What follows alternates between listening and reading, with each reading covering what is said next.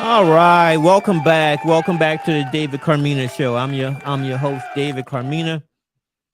We're gonna go live here, but first, I want to talk about something that's been in the news today. This show is all about wealth building in our community. This show is dedicated toward maintaining your wealth, building wealth, investing. But I tell you guys, what happened when you are a professional athlete? What happened when you don't have that slow and steady approach, where you're not plotting through the years, where you have the bag? You have the bag. You've made it. You've made it out of your community. You're able to help mom. You're able to help dad. You're able to live the life of your dreams. And all you have to do is play ball. Now, I know that professional football and professional basketball is different dynamics. I get it. I get it. I get it. I know that, if you are a professional wrestler, or you a professional soccer player, or you a professional MMA fighter, different skill set. I get it. I get it. But you know what's in common? One thing is common that you're probably going to be young when you're in the sport, and you're going to probably be making that money. You're gonna be probably making a bag. You're gonna probably be making a bag. You're young. You're athletic. You're invincible, at least in your own mind. Come on now. When we was 23, 22, 23, 24, hell, when we was up to 28 years old, 29 years old, we thought we was invincible. I thought I was invincible. Nothing hurt. Nothing hurt. I could run for days. Sprain my ankle, tighten up my shoe. I'm back on the court.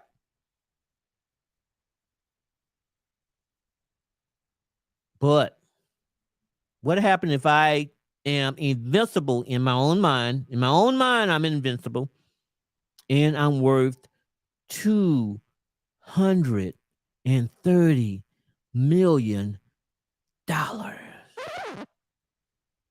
You couldn't have told me anything. You could not have told me anything back in that day.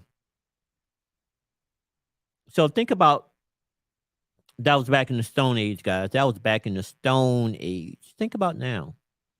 You have the social media culture. You have people that are your hang on. You have people that are coming to you saying, hey, listen, you are the shit. You're everything. I'm your boy. I'm with you. What happens then? Are you going to act like this guy, Ja Morant? You see the title. Can he recover? Can Ja recover? You going to act like him, or I don't know, you're going to leave your boys behind. You're going to grow up and get to a different crowd. That's where we are today. That's where we are today with Ja. $230 million. $230 million man. Minimum.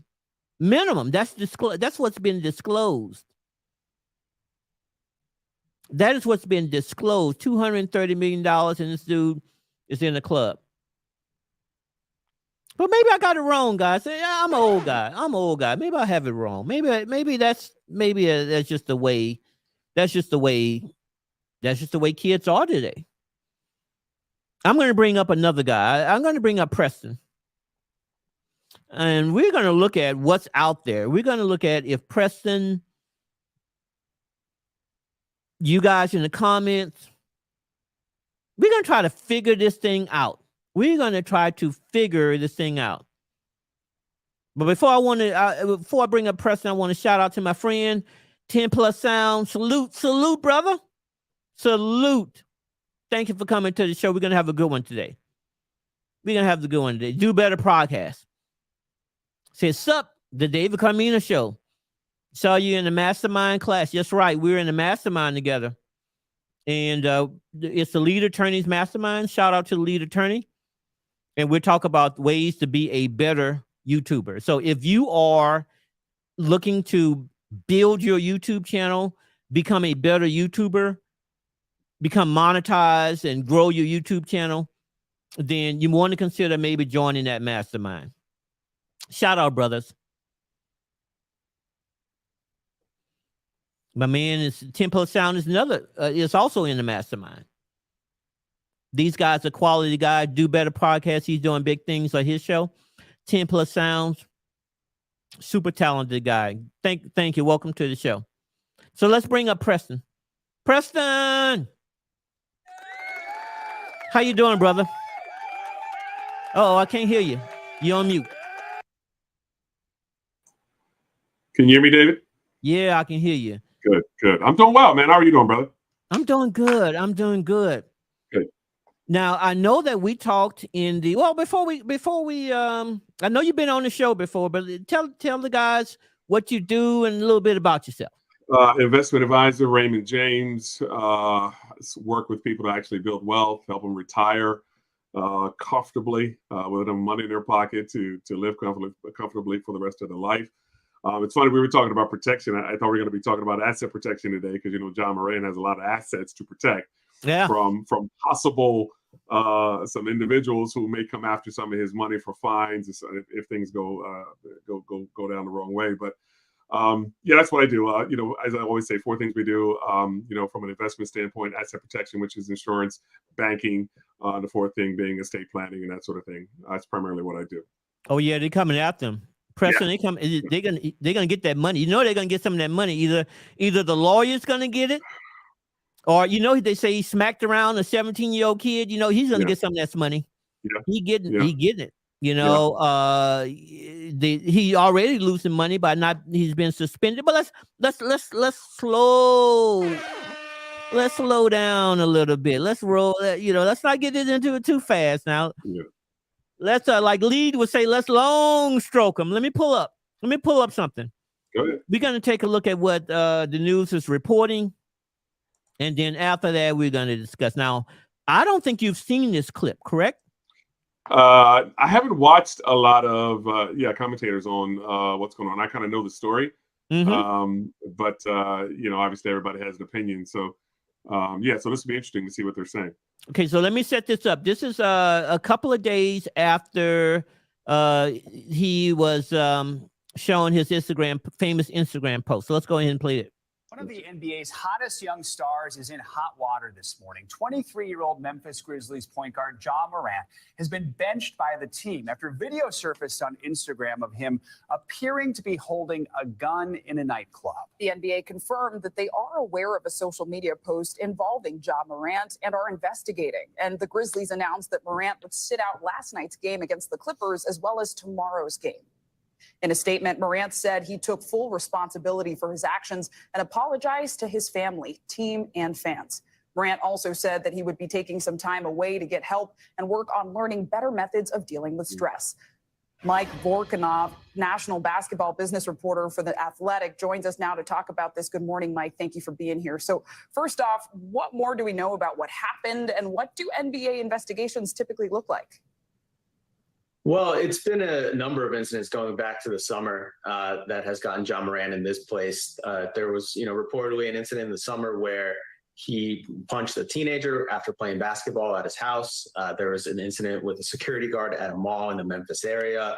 There was an incident in January where The Athletic reported that someone from his entourage had shined a laser into the team bus for the Indiana Pacers after a game. So what happened over the weekend was just really the last straw, I think. All right, let's stop it there. Now. 3 allegations already. Okay. He had there was a pickup game allegedly. There's no film of it, and here's the funny thing. Now these kids live on their phone, and there's been no film that I have seen in my research that corroborates this claim. But supposedly, allegedly, they had a big pickup game at his house. A 17-year-old kid, I guess they got into a beef. It got physical. He ran into the house, got his gat, came back out, and then, the boy said that he showed him his gat. So, wait, hold on a second now. Do better. Say young boy better pull it together ASAP. That's for sure. He's gonna lose the bag. He is going to lose that bag. So that's number one. Yeah. He beat up a little 17-year-old kid. That's still a minor. That's a minor. He may have been 6'5" and 300 pounds, but he's still a minor. 17-year-old showed him brandish a gun, allegedly. And then there was a time where they were playing ball. They lost, and the team was in the team bus. He rose up with his boys in the car. I did see this video. I don't have it as on file, but there was the red lights kind of pointed at the van, the bus, the tour bus, and he's just trying to act. You've seen many times when he's on court where he's doing the pow, how, huh, ha, trying to be a junior gangster. It's I don't know, but those are 3 strikes coming up to what happened in the club. Let's continue. For Morant and for the Grizzlies, and now the NBA is investigating it, and their investigations can last any number of days or weeks. There's a lot to look into, obviously, not only everything that's happened in the past, which they've also investigated, but also it seemed like as if he had a gun in the Instagram video.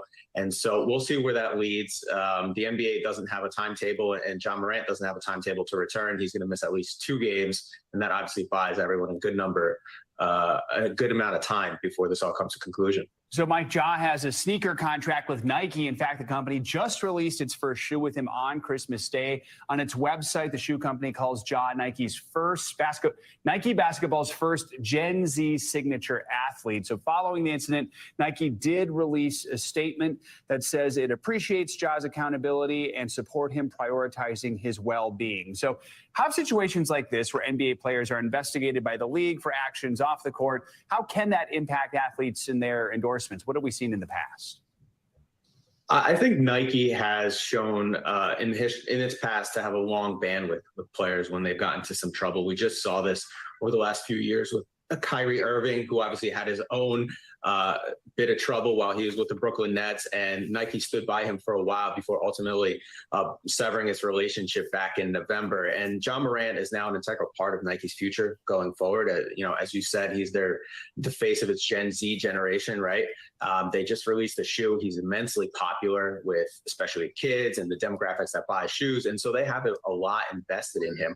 And I think that they would stand by him unless there's something more explosive that comes out.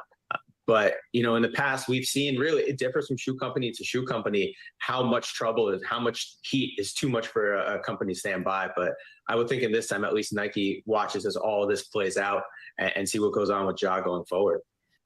All right. So Nike's sticking with him for now. That's one thing. That's kind of key. I want you to think about that, because I'm going to bring this up.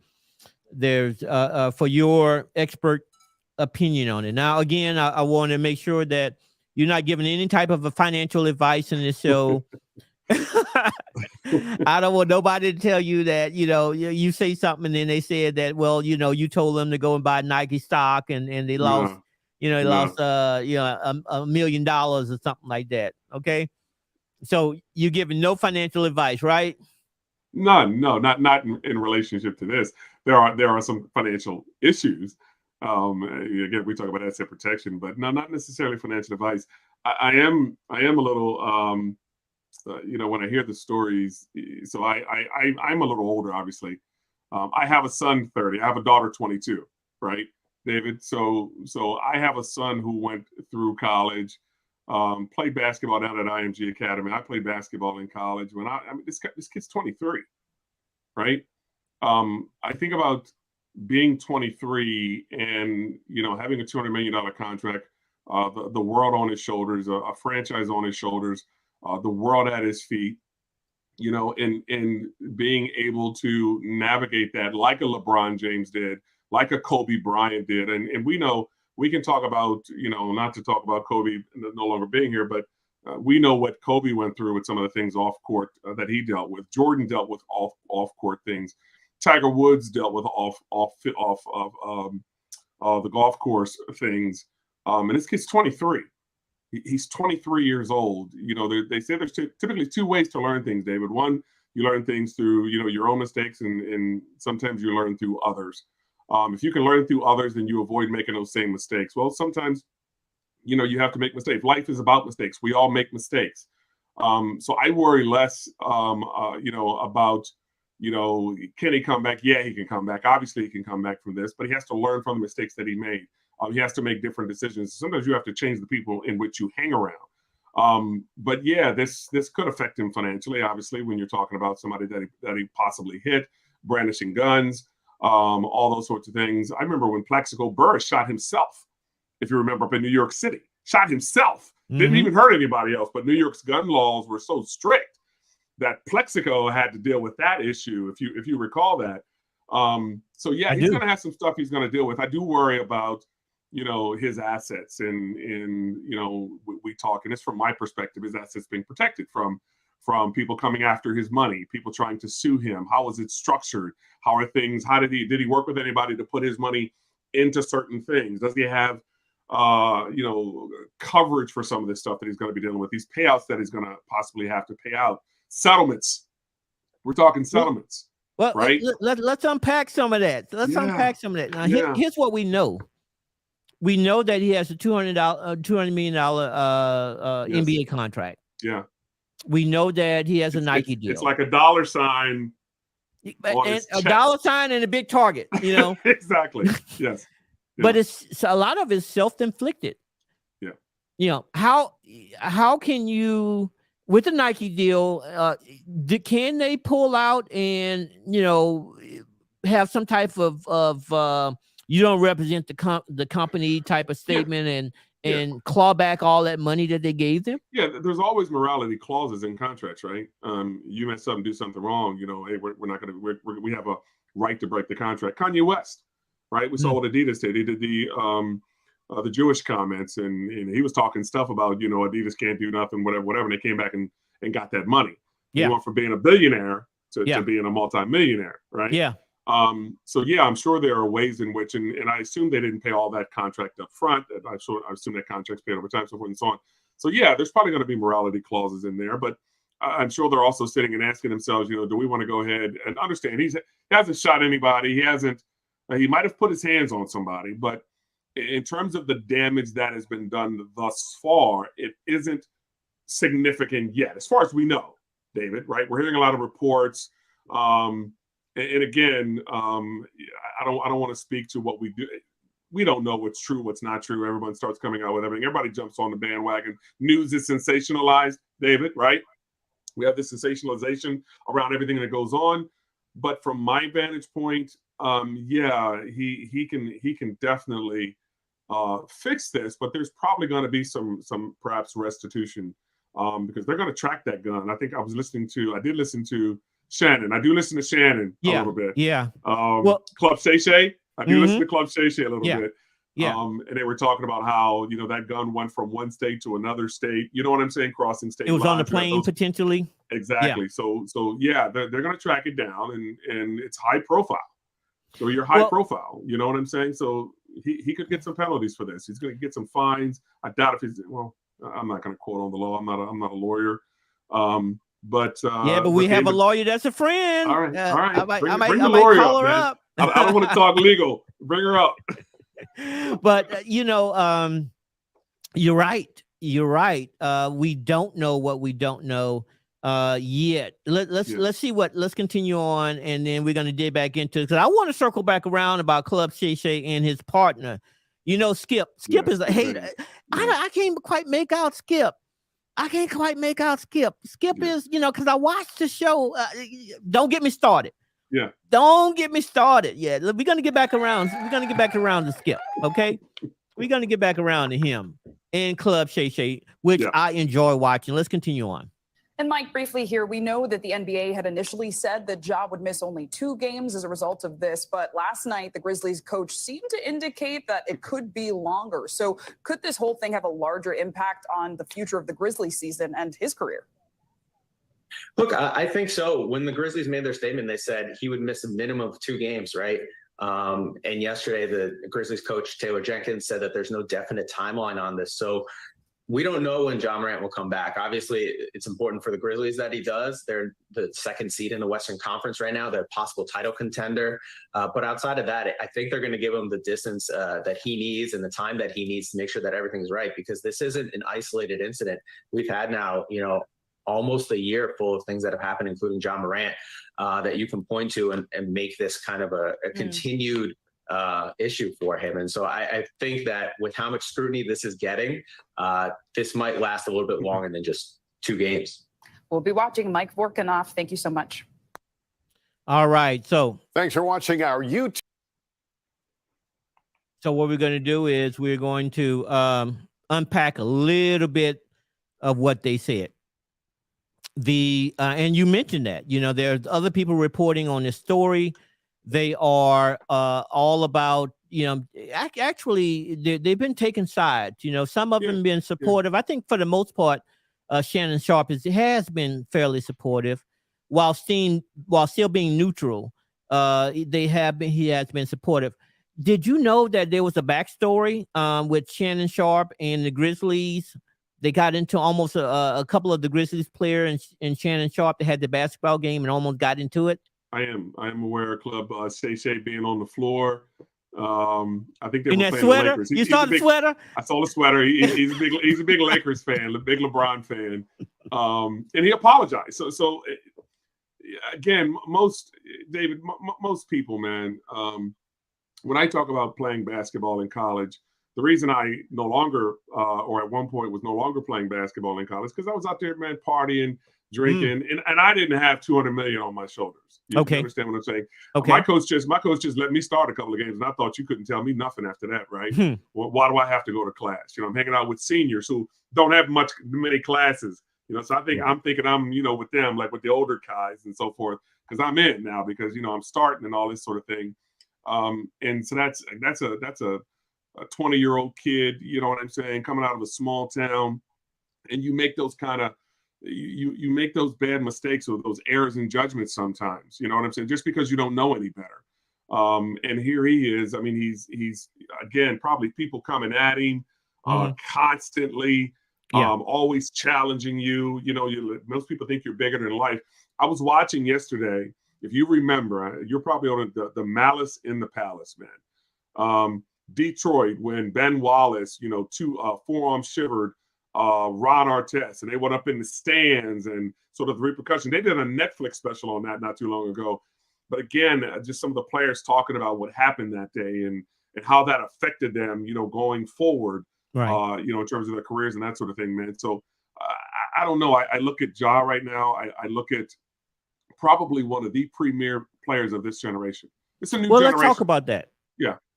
So in the chat, guys, let me see if do you guys rate Ja as a premier player as it stands right now? Is he really the face? Because a lot of people have been saying this guy is the face of the NBA.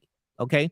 The new face of the NBA, because LeBron is aging out, we don't know how many more years he has left. He's gotten all of the records that he wants. He's a billionaire. We don't know. We do not know how many more years we have of LeBron. Yeah. Of course, you and I, we grew up in Michael Jordan. We grew up in Michael Jordan age. And so, to us and to many of us, Michael Jordan is the GOAT. He is the GOAT and will forever remain the GOAT. but there's always a new breed, a new generation, right? Yeah. I mean, this dude can jump out the gym. He has wealth, not a bad looking kid. You know, you mentioned that when you were at that level you were at, you know, Yeah. the fame is intoxicating. It is. It is. So could you imagine that? Could you take that up to you? Could you 100x that, No, you know, and put money on top of it? no. You know, there's a reason most lottery winners end up broke. Mm. There's a reason, right? I think it's 70% of lottery winners end up broke. Why? Because they get that money, and it's money that they didn't maybe earn, they don't respect, you know what I'm saying? And they go through it because you're spending. And these are not 20-year-old people, right? This is grown folks. This is because you think about who's playing the lottery, right? People my age, right? It's older people, because they just don't know how to handle that money or handle that wealth, if you will. So a 23-year-old, like we critique these young men for every little thing that they do when they're basically growing up in front of our eyes. We've seen LeBron grow up, man, from high school, Right, all the way up to now. We look at LeBron, like I feel like LeBron's my age. LeBron is what, 30, like 30s? that's because Right? he's But been in the league. He's been out there forever. They were changing his diaper on the court, you know. Exactly. I remember seeing Kobe in high school, Right. and watching Kobe come up. The early Kobe was different than the late Kobe. You know what I'm saying? Right. And so Ja, yeah, I mean, it's from my perspective, you have the Zion Williamsons out there. You have other players out there who they're trying to make the face of this league right now. But yeah, he's one of the faces. He's one of the futures of this league. He can take 27 points a game, like 8-9 assists, rebounds or assists per game, like 5th in was it assist to rebounds, you know, like 10th in scoring right now. Right. 23 years old. I'm going to pull up his stats to see exactly where you're at. I know that. Brother, I played the game, and yeah. when you're doing that at that level, I mean, you're a baller. And it's no fluke, it's no joke. And so yeah, but you know, like these other players who went through some of this stuff, man, who went through these downturns. You know, I remember when Tiger came back after he went through that whole incident. You know, the infidelity stuff, the car accident with the wife. I remember he was injured for a while, and I remember when he first came back and started playing, everybody tuned in that Sunday to watch Tiger play. Everybody tuned in to watch Tiger play. Now, I'm not saying he's Tiger Woods, Michael Jordan, gambling, right? We can go player by player by player. Right. And when they come back, I think we as Americans, man, we want players to come back from those things. We root for them to come back, right? So I think we're all going to be sitting there. Yeah, there's always haters. There's always somebody that's going to say, yeah, this and this and that. Right. I never think you give up on a person. You don't give up on people, man. Yeah, the Do Better podcast, the brother is doing quite a lot of things with reaction videos, and he's put me in the chat. He's in the manosphere, and so really, really good content creator. He says new face of the league, so he thinks Ja is the new face. Detroit here. Hey, listen, man, we're in Tampa. Okay, you know, you got to get it right, brother. You got to get it right. We have the notorious Kevin Brooks. Great guy, very funny. He's another content creator, very funny. We're in this mastermind together, and he had this one short where it has this great. You never expect this ending, and he put this short on the hot seat, and we were supposed to critique it, you know, and everybody was just laughing. Great content creator. The notorious Kevin Brooks. We have 10 plus sound in the house. 10 plus. He says that I've seen some of the videos floating on Instagram. Yeah, you know, you probably seen that one that he had is, you know, like you know how YouTube is. You can't say too many things here. Yeah. And you probably seen that one. And I am not going to show it because I do want this stream to be monetized.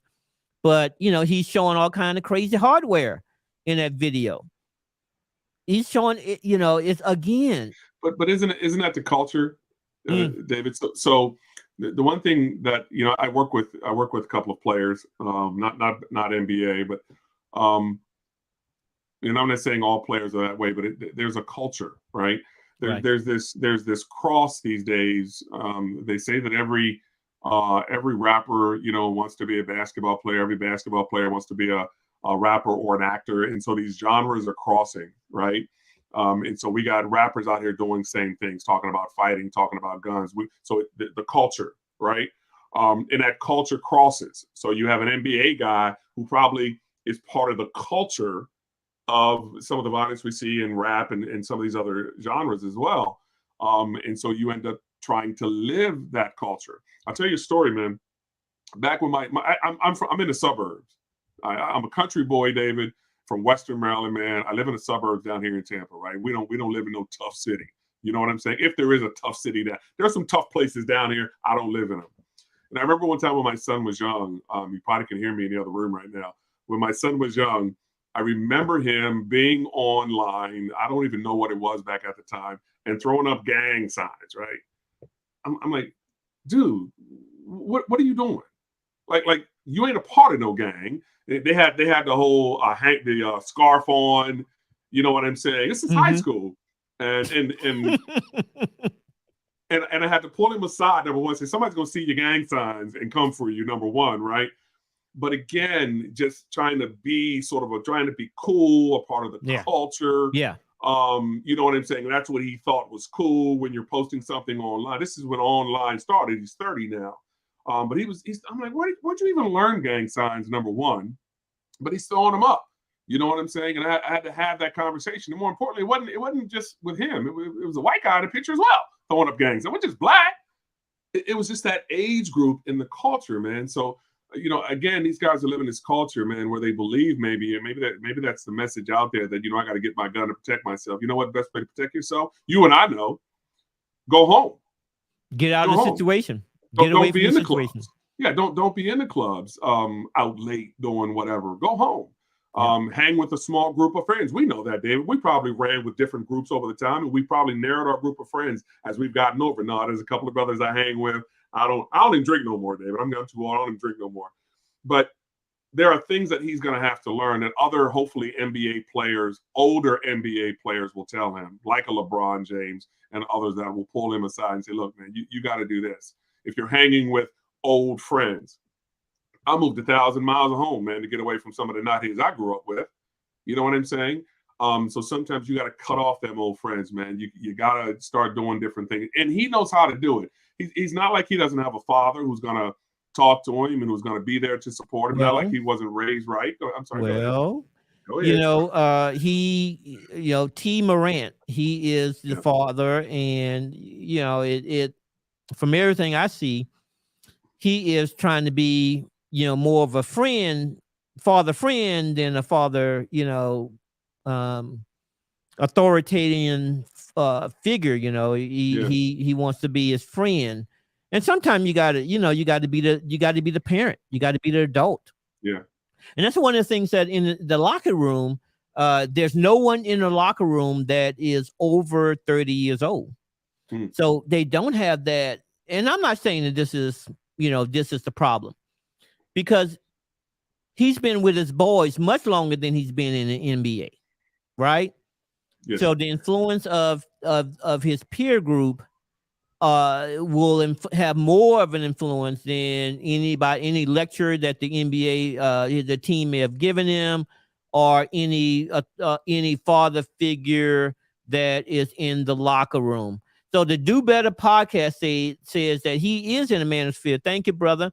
You know, we saw some of his posts on his podcast, on his show the other day when he was in the mastermind, and he is another very talented brother. Thank you for coming by the show. Do Better. Let me know who is your favorite, guys in the chat. Let me know who's your favorite current young player. Let's say under 28. We're talking about those young guns, those young up and comers. Who's the favorite? Who's your favorite one right now? Is it Ja? Is it one of the other up and comers? What about, you know, I read a report on ESPN about a couple of guys coming out of college in this draft and next draft that are very, very promising. You know, you got another Ball brother that's coming out fairly soon. And so, you know, these guys are the truth. Yeah, but that's a good example when you think about the Ball brothers of a very influential father, right? Father figure. You talk about, and again, I didn't hear the stories about his father being a friend to him. You know, everything I saw about Ja Morant is that, you know, he was raised right, you know, knows right from wrong. Doesn't matter. We all still get into things. I knew right from wrong as well. Didn't mean I always did what was right. And my father was a quiet man, but there was always someone. I got 3 sisters that will tell you point blank, you know, you acting like a fool. You know what I'm saying? Typically, family is, and it's not all family, but family is some of the first people to tell you that. But to your point, that's what he needs, man. He just needs the right influences around him. And we always talk about today, David, man, that you know you're going to become sort of the average of your 5 closest friends, right? In terms of wealth, in terms of how much money you make, and all these sorts of things. And sometimes you just need to upgrade your friends. Doesn't mean that you know your friends are bad or good people, but sometimes you just need to understand that I need to associate with a different caliber of person. Hopefully, you know, instead of associating with people that may be less than him, he's associating with people that's better than him, associating with people that have, you know, is where he wants to go in life in terms of what he wants to achieve long term. And make sure you have the right people around you, man. God, it's so important. I have a 30-year-old son, and I keep him close to this day. Keep him close. I say what I need to say to him. I love him. You know, he's a good man, but at the same time, if there's something that I feel like I need to say, I'm going to say it to him. You know what I'm saying? He does very well in life. You know, I remember he wanted to go out and buy a Mercedes. We're talking about money. We're bringing it back to money again, right? And I'm like, dude, you know, I had bought his first car. He's going to be buying his car for the first time. And I'm like, dude, no, you don't need a Mercedes, man. Look, you got an income. You ain't wealthy. Right? There's a difference between income and wealth, right? Wealth is something you can't get rid of. Income is something you can get fired from tomorrow and there's no more income, right? So you have a good job and you have a good income. So the goal is to build wealth. So if you're putting money into a Mercedes, you ain't building wealth. Build your wealth, then go out and buy the Mercedes, right? But we had that conversation. And he didn't listen to me initially, but eventually he made the right decision, right? So I don't know. Like I said, this young man, he knows. You got to give him credit for getting there. Right. You got to give him credit for making the decisions that he had to make to sacrifice what he had to sacrifice. I understand what playing sports, you know what I'm saying? These guys have to sacrifice a tremendous amount of time. I remember I was talking recently about Michael Jackson, Little Mike Jackson. And what the greatest pop star ever, right? Greatest singer. But think about what he had to sacrifice in his youth to get there. That's what these his guys whole are childhood. Doing. Yeah, they're sacrificing time with friends. They're sacrificing him. Why? Because he's playing basketball. He's sacrificing his body. He's putting in time and energy. You don't get a 40-some inch vertical overnight. You don't wake up with that. That's time in the gym, right? That you develop that over time. That sacrifice, the pain that you got to go through to get to where he's going to get to. So you can't tell me he doesn't know how to do it. You can't tell me he hasn't done it most of his life. Now he's making some bad decisions right now. Okay, you're in a bad vein, David. Let's get you back on track. Let's get the right people around you. Let's get you back on track. We got to get these problems fixed, right? But he knows how to do it. Focus on basketball. So 10 Plus Sound says, to your point, Preston, the young man needs good guidance for sure. Yeah. That's it. You know, I think that that is so true. You mentioned about people standing by him. I'm going to play this other clip, and I wanted to see what his team says about this incident, because it's like we mentioned, you know, it's all about what happens with the team, how the team will support him. Will the team, you know, get rid of him? You know, because you can be traded to some development. You be the best player in Europe for 5 years or something like that. You know, so let's see what the Grizzlies are doing. What they say. Updates here. Ja Morant is suspended for at least 2 games following an incident of him waving a gun in a social media video inside a nightclub at 5 a.m. during a road trip in Denver. The league and Colorado police are investigating the situation, which could result in a fine or lengthy suspension if he's found guilty of any wrongdoing. I said it yesterday, it's a healing process. So if everyone expects something to change overnight, we know we've got to be, due diligence and respectful in that. So we're talking about Ja being in a better place personally and also professionally, to put a timetable on, I think is disrespectful in my opinion. We want to make sure he's in a great place for himself, but also as a responsible, teammate here. We're in touch with him every single day. It's staff, it's teammates. He's still a huge part of what we do. As I said the other day, we love him. We want what's best for him. We support him. So there's a level of support, and then there's definitely an element of accountability that we're having discussions about. But again, I'm not going to comment on what those bars are going to be. So it looks like his team going to stick by him. Well, but they should. I don't want to get too deep into when we're talking about suspensions and we're talking about things like that. We got Kyrie got suspended, or you know what I'm saying, for posting something on social media, right? Which wasn't necessarily, maybe as bad as others thought. Not trying to get into that conversation, but there's always this I guess perceived authority that people have to live under, right? We don't get to, we do the crime, you don't get to dictate the penalty. Sometimes it is what it is. But if I'm Ja Morant, I'm thinking less about what one of the people in the comments said. I'm thinking less about what Memphis is going to do, and I'm thinking more about what I got to do. You know what I'm saying? Hopefully Memphis will give him the resources, right? The people to reach out to talk to, if there is some kind of anger management, if there is some things that he wants to do. But hopefully they're looking at this as a health issue, or they can deal with it. You know what I'm saying, from that perspective, as compared to, sometimes the league tends to look at things as it's right or wrong, when sometimes people just need help. As he said, he's dealing with stress. Right. 23-year-old dealing with stress. Right. I'm 56 and I'm still dealing with stress. You know what I'm saying? He's dealing with it. At 23, I didn't have any stress. You know what I'm saying? So how? But you didn't have $230 million in endorsement and have to play every night too. Exactly. Be great everywhere. Be on your game every time. Signing autograph. Be a role model. You remember Charles Barkley said, "I ain't no role model," right? And all these sorts of things, and you're doing that at 23, and we take for granted what a LeBron did, over his career. We take for granted the greatness that he went through all that. You've never heard a peep about LeBron off the court. Mm-hmm. You know what I'm saying? That's rare that you go through that and not make any public mistakes. So I'm worried more about Ja, making sure that he's going to get what he needs to get. And hopefully getting focused back on what's important to him, whether it's basketball or what have you, having some balance in his life. I got kids to keep me balanced. I got a wife to keep me balanced. You know this, David, man.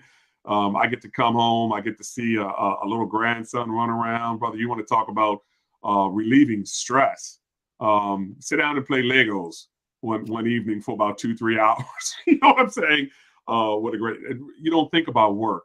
You don't think about what's going on. You don't think about the challenges you have, or the person you have to talk to tomorrow, or you don't go through all of that.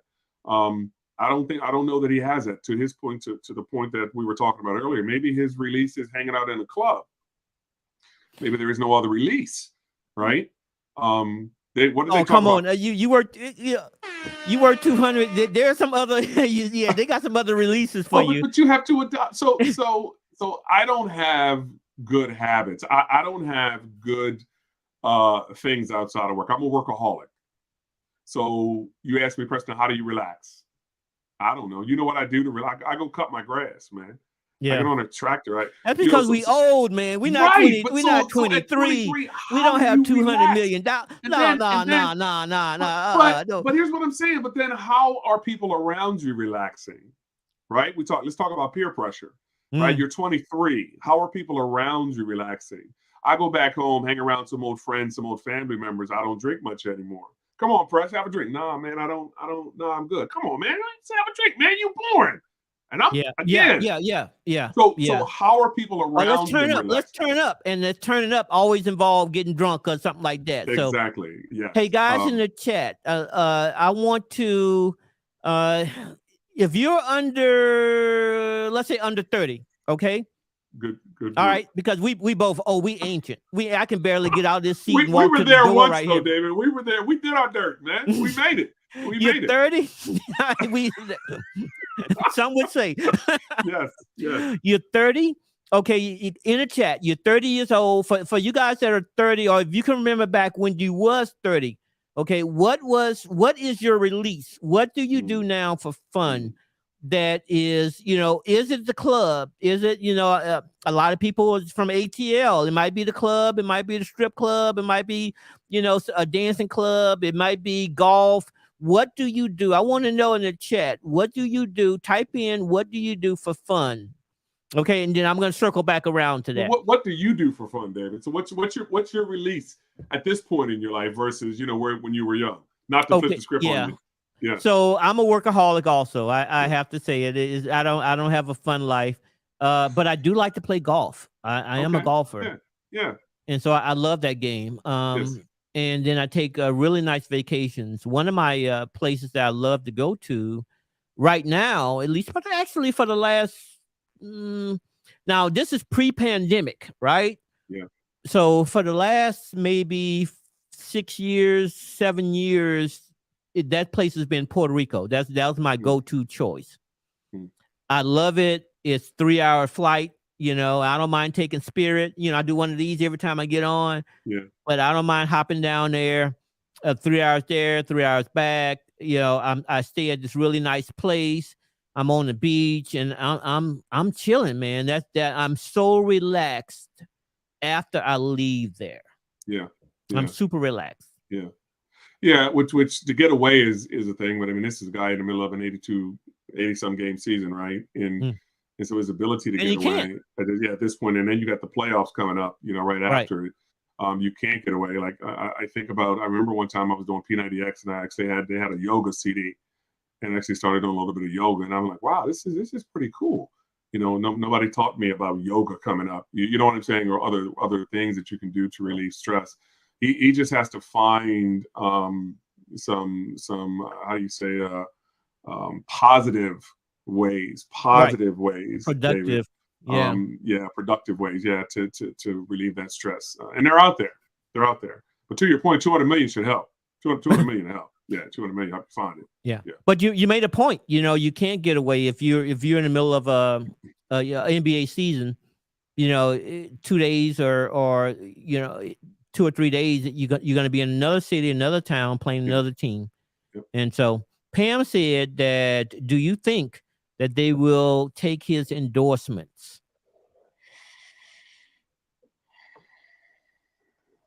I would imagine it depends on how deep the rabbit hole goes, right? How bad things get. As I said, I don't think that he's done anything thus far. There may be some we're talking about possibly an assault if he put his hands on somebody, right? But it doesn't seem like I don't know if he's threatened somebody with a gun. Then you're gonna have to prove that. I don't see it yet. I think Nike's holding on to this. I mean, understand this young man is worth a lot of money, man. This is we're talking millions upon millions of dollars. That this young man is worth, and bottom line, there will be a time when he's through this, David.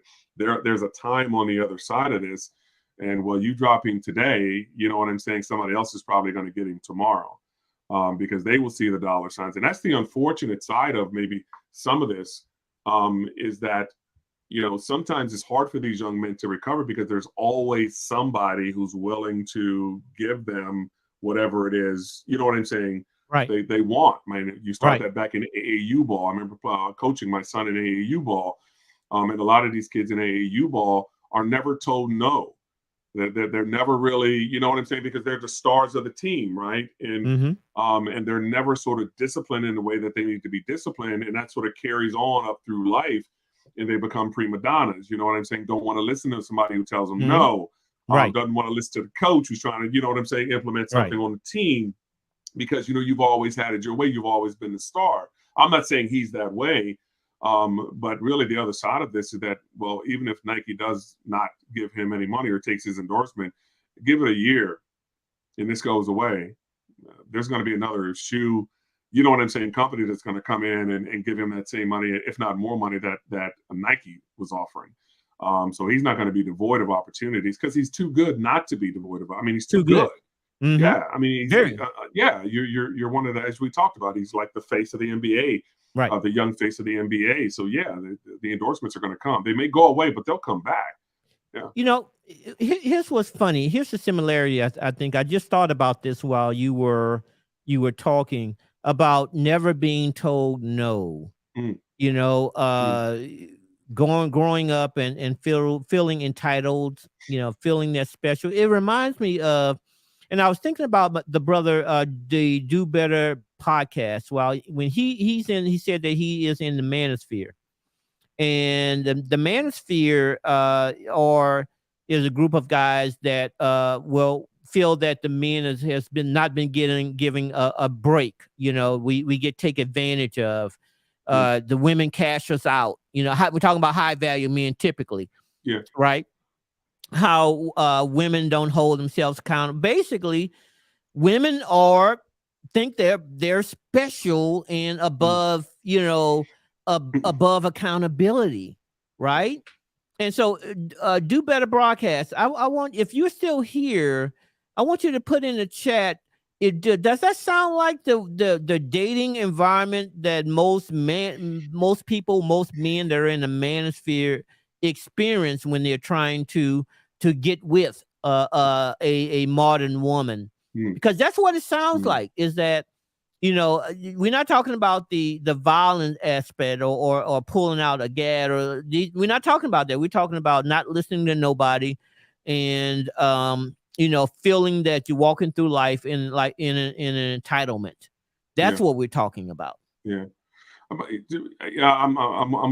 leave the women alone. I got 3 older sisters, man. I'm not even gonna comment on them women. I'm gonna let him talk to that. But you know, and again, I don't know Ja Morant's situation, but like you said, there's a $200 million bubble around this young man. $200 million bubble.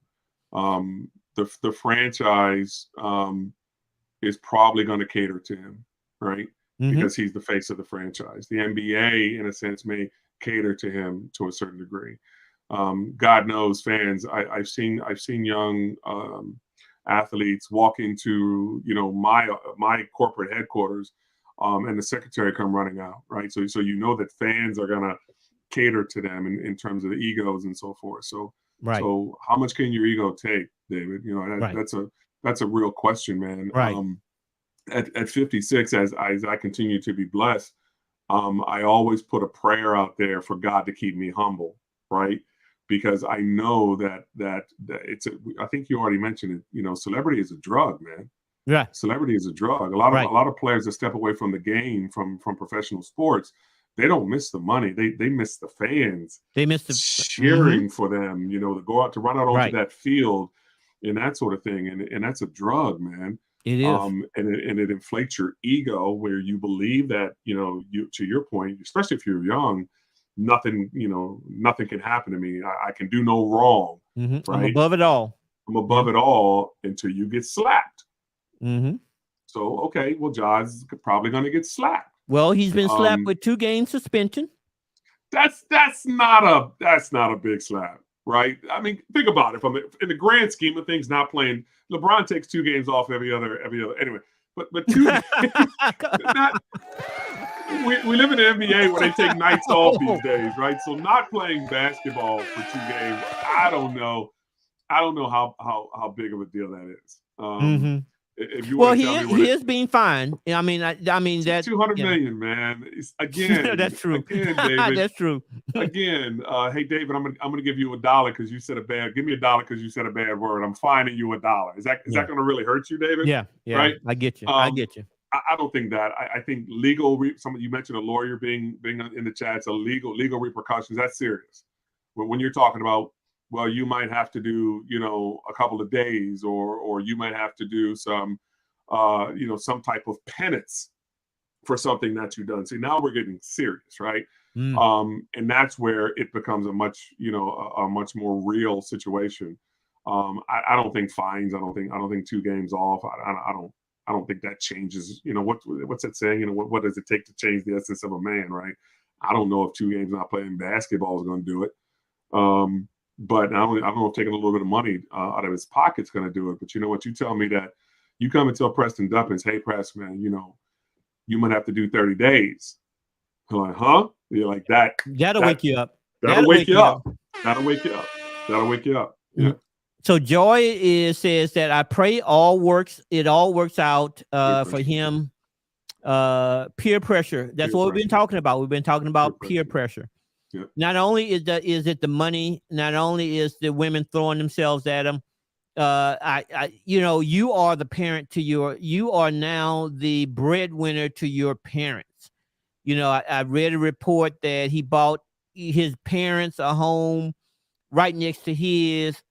You have I'm sure he's giving his parents some type of allowance. You're wearing the pants in the family. Oh yeah. But what does peer pressure mean, David? So I can't be a punk, right? Or I have to do what the boys are doing. I have to be the man. I got to show myself, to your point, I'm wearing the pants in the family. I got to show myself to be the man. I was just listening to the Chris Rock special. I don't know if you've seen the Chris Rock. We're gonna go Chris Rock here for just a second.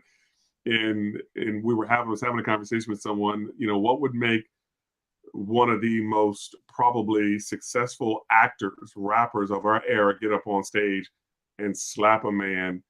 You think about. Oh man!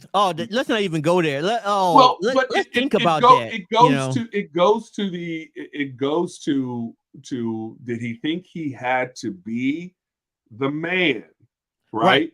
Did you think you had to? You had to defend your girl. Defend your girl to the point where you did something that could have ruined your entire career. That probably has hurt him pocket-wise, right? In terms of probably his next movie, the Emancipation movie. So this pristine, and this is a 50-year-old man.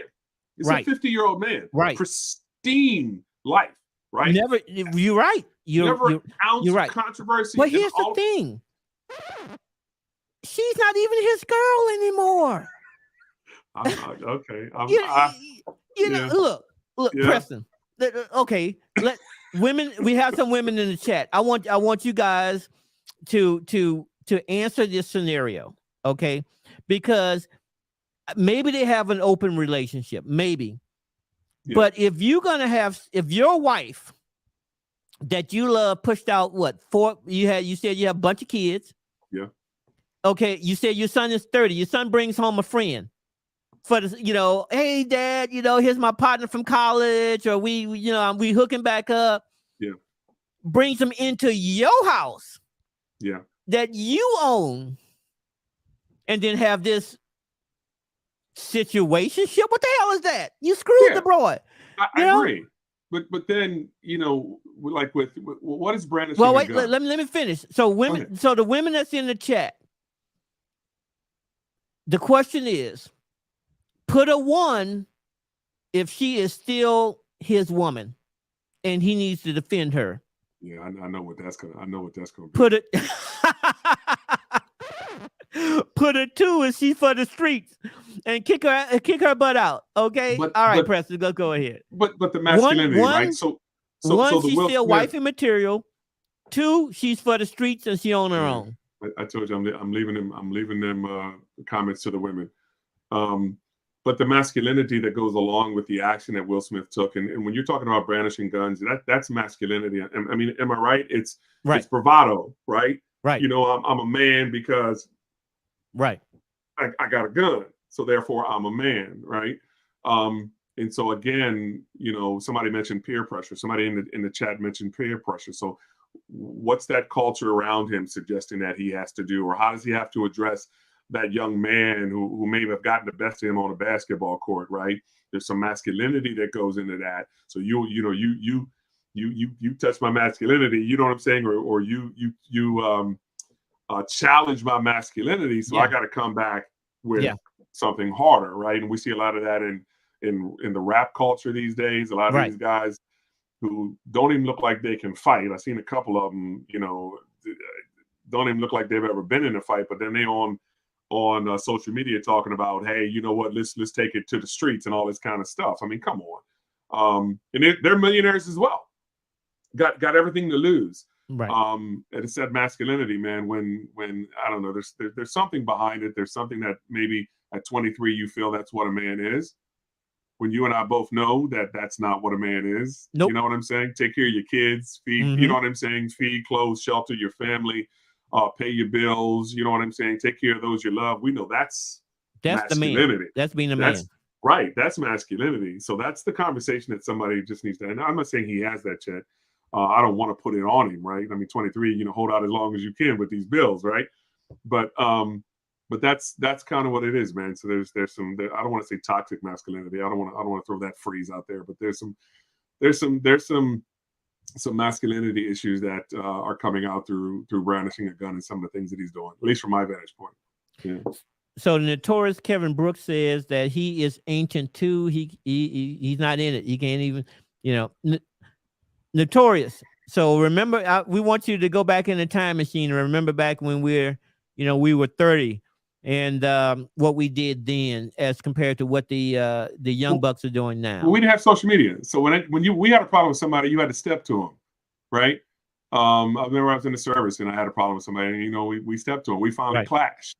You know what I'm saying? And it wasn't nothing but a little bit of grabbing, you know what I'm saying? But that's kind of how you handle it. It wasn't no guns, it wasn't no, you know what I'm saying, brandishing guns or anything of that nature. It was, you know what, you know, we need to throw hands, you know what I'm saying? And that's kind of what we did. Of course, and the other side of it wasn't published for the world to see.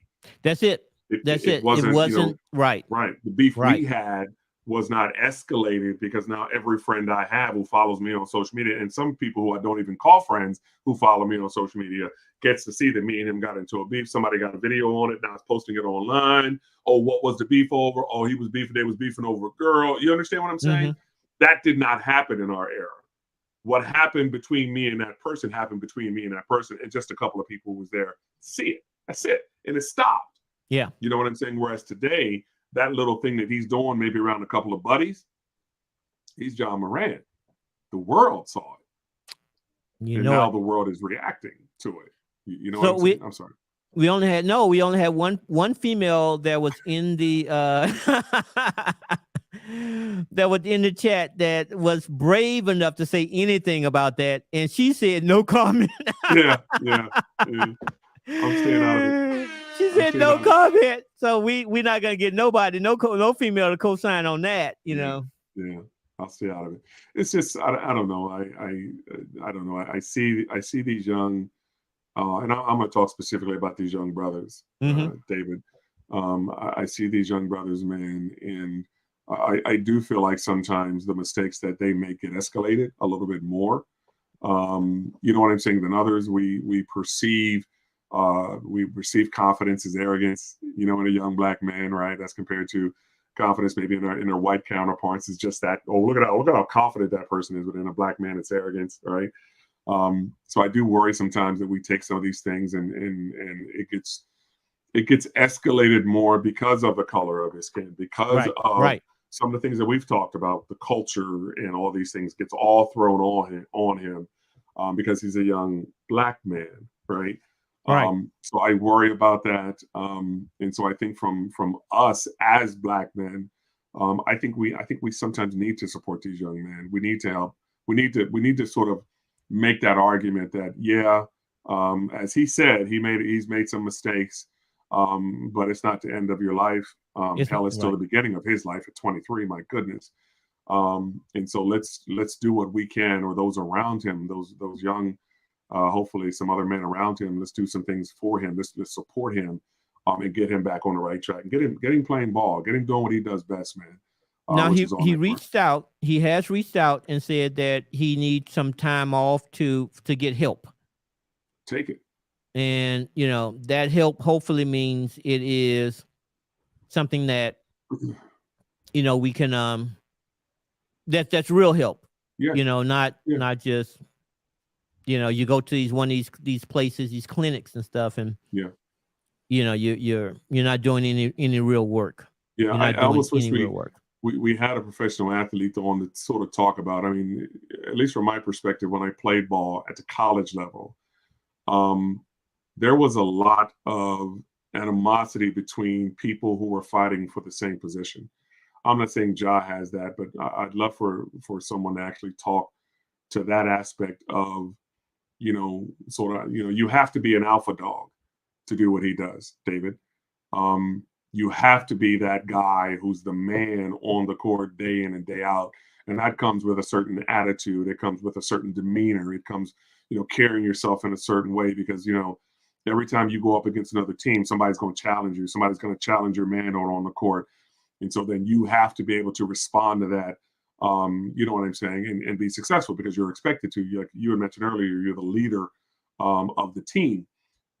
So it'd be interesting to hear sort of what that's like at that level. I don't know what it's like at that level. I know it happened at my level. The guy that was fighting for my position, we were mortal enemies. We fought off the court because we were trying to get the same position on the court. And that's the reality.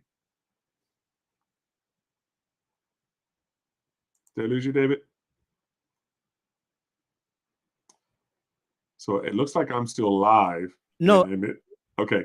Go I'm ahead. here. Yeah. I was looking for a piece of B-roll that that Cedric, who is a friend of the show, Cedric Nash, is mentioned about what he thought was the role of a mentorship in professional athletes. And because you mentioned that you had you actually have professional athletes that you advise, and I think that it's all about that role model. It's all about having that role model, and whether it's in the locker room or a male figure in your from your coaches or just one of your boys that's kind of saying, hey, listen, hey, young buck, pull back a little bit. You have a lot to lose here. But like us, the individuals are radically different, right? We tend to put players sort of all in the same bucket, when in fact, one player has, a very respectful and, mom and dad, very supportive of his life, very, involved in his life, helping make solid financial decisions. And then over here, we have another young man who doesn't necessarily have parents, maybe helping him make financial decisions, was raised right, but is more on his own in terms of what he's doing. He has parents. I'm not saying he comes from, just maybe a single mother or anything of that nature or tough circumstances, but you see just the varying degrees of individuals. And even with people that have solid support systems, you still make mistakes, David. If you have children, that children are going to make mistakes no matter how wonderful you try to raise them. No matter how much knowledge again, I live in the suburbs. My kids were raised in the suburbs. Doesn't mean that I didn't have to go down to my son's school because, he was drinking and then ended up in the hospital one night. Like I still had to make that trip down to college. You know what I'm saying? Yeah. And so no matter how much you try to give them, no matter how much advice you try to give them, they're still going to make mistakes. You don't give up on your child. Well, I don't want to get spiritual on you. You know what I'm saying? But you don't, you don't give up on them because they made a mistake. You try to help them learn, and you try to be supportive and guide them to learn from the mistake that they make, and never to make the mistake of saying. So that I keep using my son. You met my son earlier. Yeah. That kid that drank a little bit too much at the party. Back in our day, they would just drop us off at the doorstep. Well, they dropped my son off at the hospital. But you know what? He rarely drinks to this day. Mm-hmm. Lesson learned. Boom. And you know what I'm saying? And I'm thinking that's who Ja is. That's who I think he is. That's when I think about who he has become on that court, right, and what it takes to get there. That's who I think he is. So that's the guy that I'm rooting for. The guy that's going to come back, and just like he did on the basketball court, he's going to beat this. He's gonna get over this. He's going to become a better man because of it. probably a better father, better husband, better son, better friend to the next guy because of this. That's who I think Ja Morant is, man. That's all. Yeah. Do you think that? I'm curious. Your son, when he got into that little scuffle, what age was he? 20s, early 20s. Early Early 20s. 20s. Yeah, early 20s. And again, we're not talking about a kid that's been given $200 million and doing what Ja. So I'm not trying to compare those two things. There's two different levels I'm of trying to because yeah. remember during that age, at least for me, I kind of opened with this. Yeah. Is that I thought I was invincible. I was in, you nothing hurt. You're mentally sharp. Yeah. You physically perfect. That probably you in your peak from what 25-ish to 31-ish. I mean, everything was aligned, and you just thought that you were kind of impervious to a lot of things, and so Yeah. and that's when you do the dumb stuff. And I'm not saying that your son did anything crazy. Oh, we all do. We all do. I did. I know I did. I did. lived- I didn't get caught. I did not get. Yeah, Thank that's you. it. That's Lived the to tell only about difference. it. I lived to tell about it, right? And some of my friends didn't, right? And I mean, I remember pulling out of a bar one time. We both had a couple of drinks, and he happened to have a taillight out one night. So guess what? He got stopped. I didn't get stopped that night. You know what I'm saying? Mhm. And that leads to different paths. So one leads to Right. a DUI, one leads to me getting off scot-clean. We both did the same dirt that day, but we had different consequences. You know what I'm saying? Right. But I learned from that consequence. You know what? I ain't gonna be drinking and driving. You know what I'm saying? Right. And so I learned from that mistake because it could have been just as well as me. But I don't belittle him because he got caught though, David. Right? Have you seen the movie that's out right now? Creed 3? No, my daughter just watched it the other night. Just want to see it the other night. I have not seen it yet. No. Okay, I'm not gonna, but it really is good about what you just said. Two people doing the same thing. One get caught, the other doesn't, and Yeah. their paths are totally different from that one Exactly. incident. Exactly. So from my point of view with Josh, he hasn't done anything irrevocable. Right. You feel what I'm saying? Thank Mhm. God. He didn't Yeah. shoot as far as we know. He didn't shoot nobody. He didn't kill. You know what I'm saying? He hasn't done anything yet that he can't theoretically come back from. I'm not saying there's not going to be penalties. So just you got to learn, man. And hopefully the brothers around him, those young people on that team are learning around him to make better decisions. But if you think that Ja Morant is the only NBA player to have a gun or to have a gun in a club, Right. or to carry a gun on a plane, I mean, Right. come on, David. You know he ain't the only one. No. He just got caught, right? Same thing they say about steroids in the NFL. They say, you know what? A lot of people are doing it, but the dumb ones get caught, Mhm. right? And again, he got caught. Well, he Right. caught himself. He Well, yeah, he did himself. I mean, he, and that's why I think that I keep going back to what was he thinking? He had to think that he was above it all. I mean, you know how hard it is. You got to go through 3 or 4 steps to go live on Instagram. You got come on now. Hold on. All right, let's go live on Instagram. I gotta open my phone. You gotta hit your button on that one. I gotta open first. You got the phone got to be in your face. It's Yeah. dark, so you got to find some light somewhere, right? Yeah. You Yes. got to open your phone. You Yeah. got to put it. Okay. Here's my password. Let me put it in my face again. Yeah. You got to turn on the camera, get the light together. You Yeah. got to hit the button that says go live. Then you got to hit the button that says, "Are you sure you want to go live?" But that was now, intentional. add to the fact that you might have had a couple of drinks. Add to the fact that the spirits are talking. You know what I'm saying? The spirits do too. Right. Spirits change you, right? I used to drink Jack Daniels, man. I'm a mild mannered guy until I had that Jack in me, right? So spirits change you, right? Mhm. So now you got spirits in you. You boy, man, let's go, let's do that, man. Let's post. And next thing you know, you do something that you think is harmless, in showing a gun, and other people react to it in a way that you did not expect. Right. Because you just didn't think it through. You thought you were doing something harmless. You didn't shoot nobody, and now guess what? Now all these other stories start coming out because now you're in the media.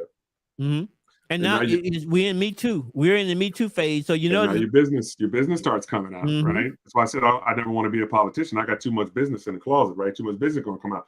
But now your business starts coming out because, oh, you know what? I remember I saw him one time. You know what I'm saying? Or you remember that one? Remember he did that? Remember he did that at that time?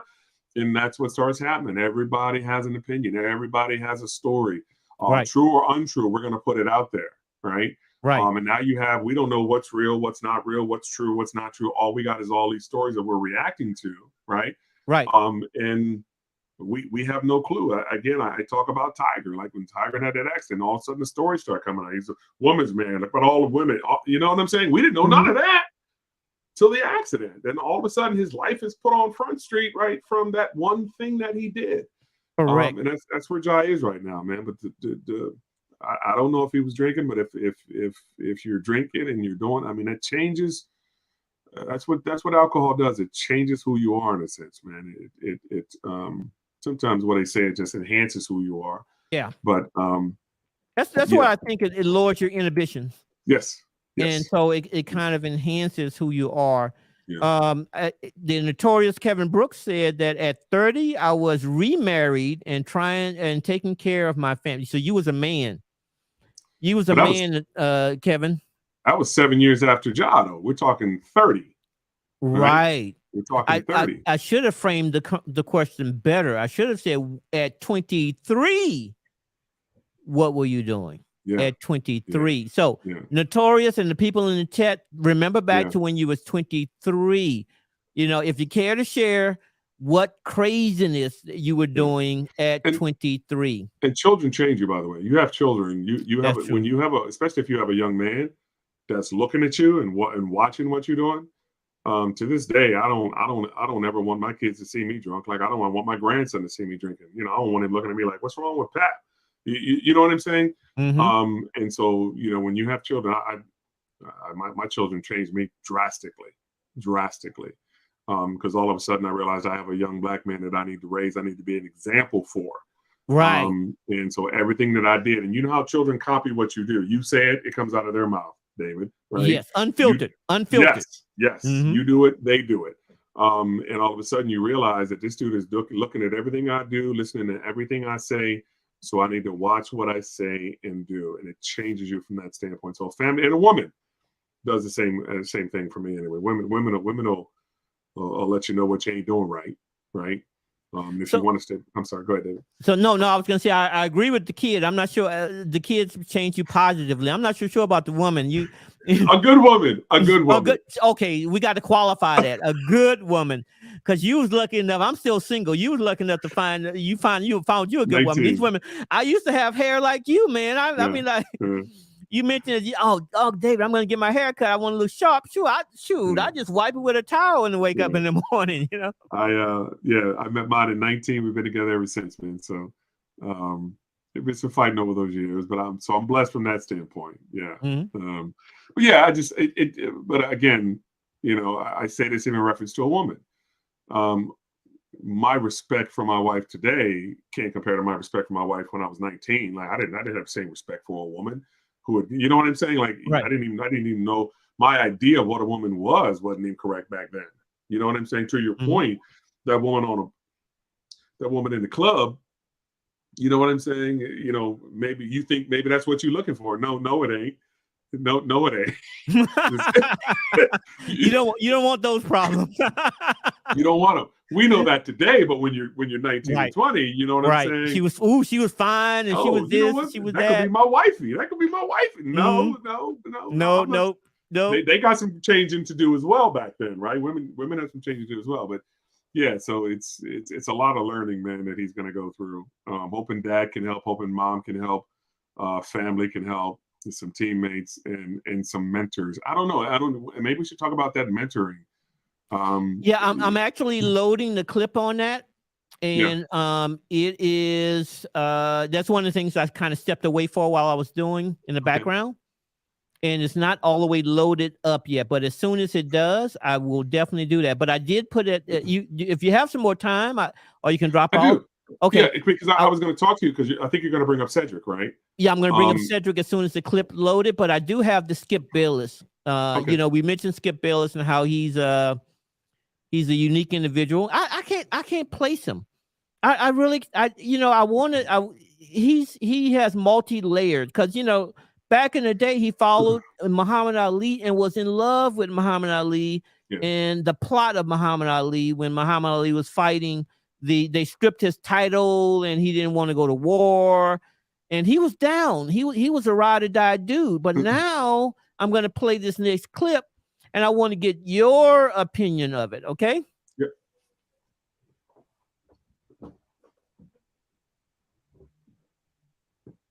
He's not that. Like he that's just who he is.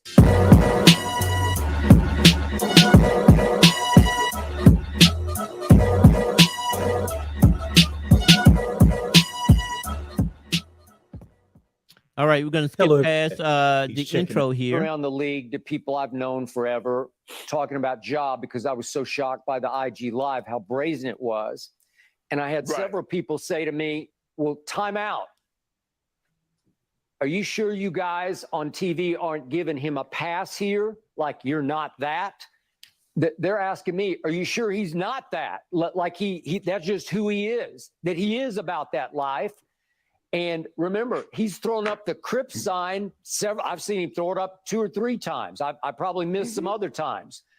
What does that mean? Does that mean he wants to associate with the Crips, or he got initiated by the Crips, or he just he has a dream of being a Crip? I don't know. I'm just throwing this out. That are we missing the boat here? That's just who he's been from the start, and we keep saying, no, you're just associating with the wrong people when he's actually part of the wrong people. Is that it? Skip? Is that it? Skip? That you know what, Skip? You and the people that you talk to might be 100% correct, but that makes it even more egregious. It does, because you got out. You got out of that. out. Now that's Skip Bayless. Skip saying basically everyone's talking about, you know, Ja Morant's crowd, who he's around, the homeboys he's around, actually pulling him down. You know, he's a better person than that. But he's saying he talked to some people, you know, that's around sports that came to him and was like, hey, you know, are you guys giving him a pass? Maybe that's just who he is. Maybe that's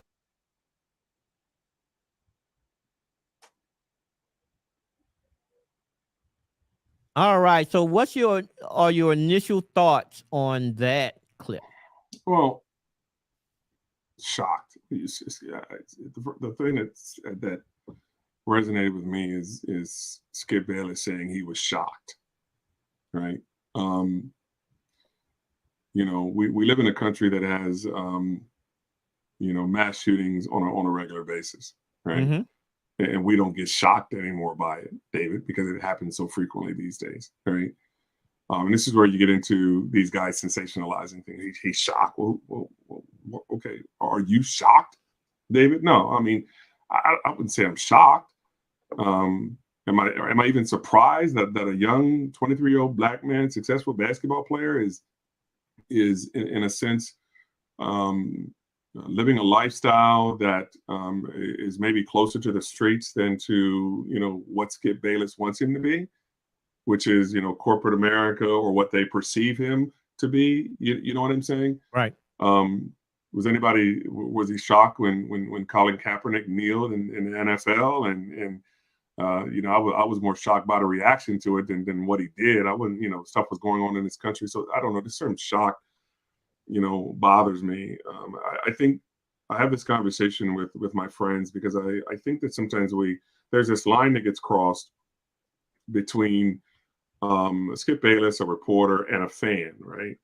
When he was talking to, I don't know if you saw the clip when him and Shannon sort of got into it in reference to Tom Brady, because Shannon, you'll never be as good as he is, right? And it's like, well, why does Tom Brady need you to defend his honor, right? Yeah. Like, Tom Brady's a grown man, and Skip says, you know, Tom Brady's having a bad year. Why would that offend Skip, right? It's like, well, you're just a fan, Skip. You know what I'm saying? You're not Tom Brady, and it's almost like he's, somehow he believes that Ja Morant owes him something. Owes him what?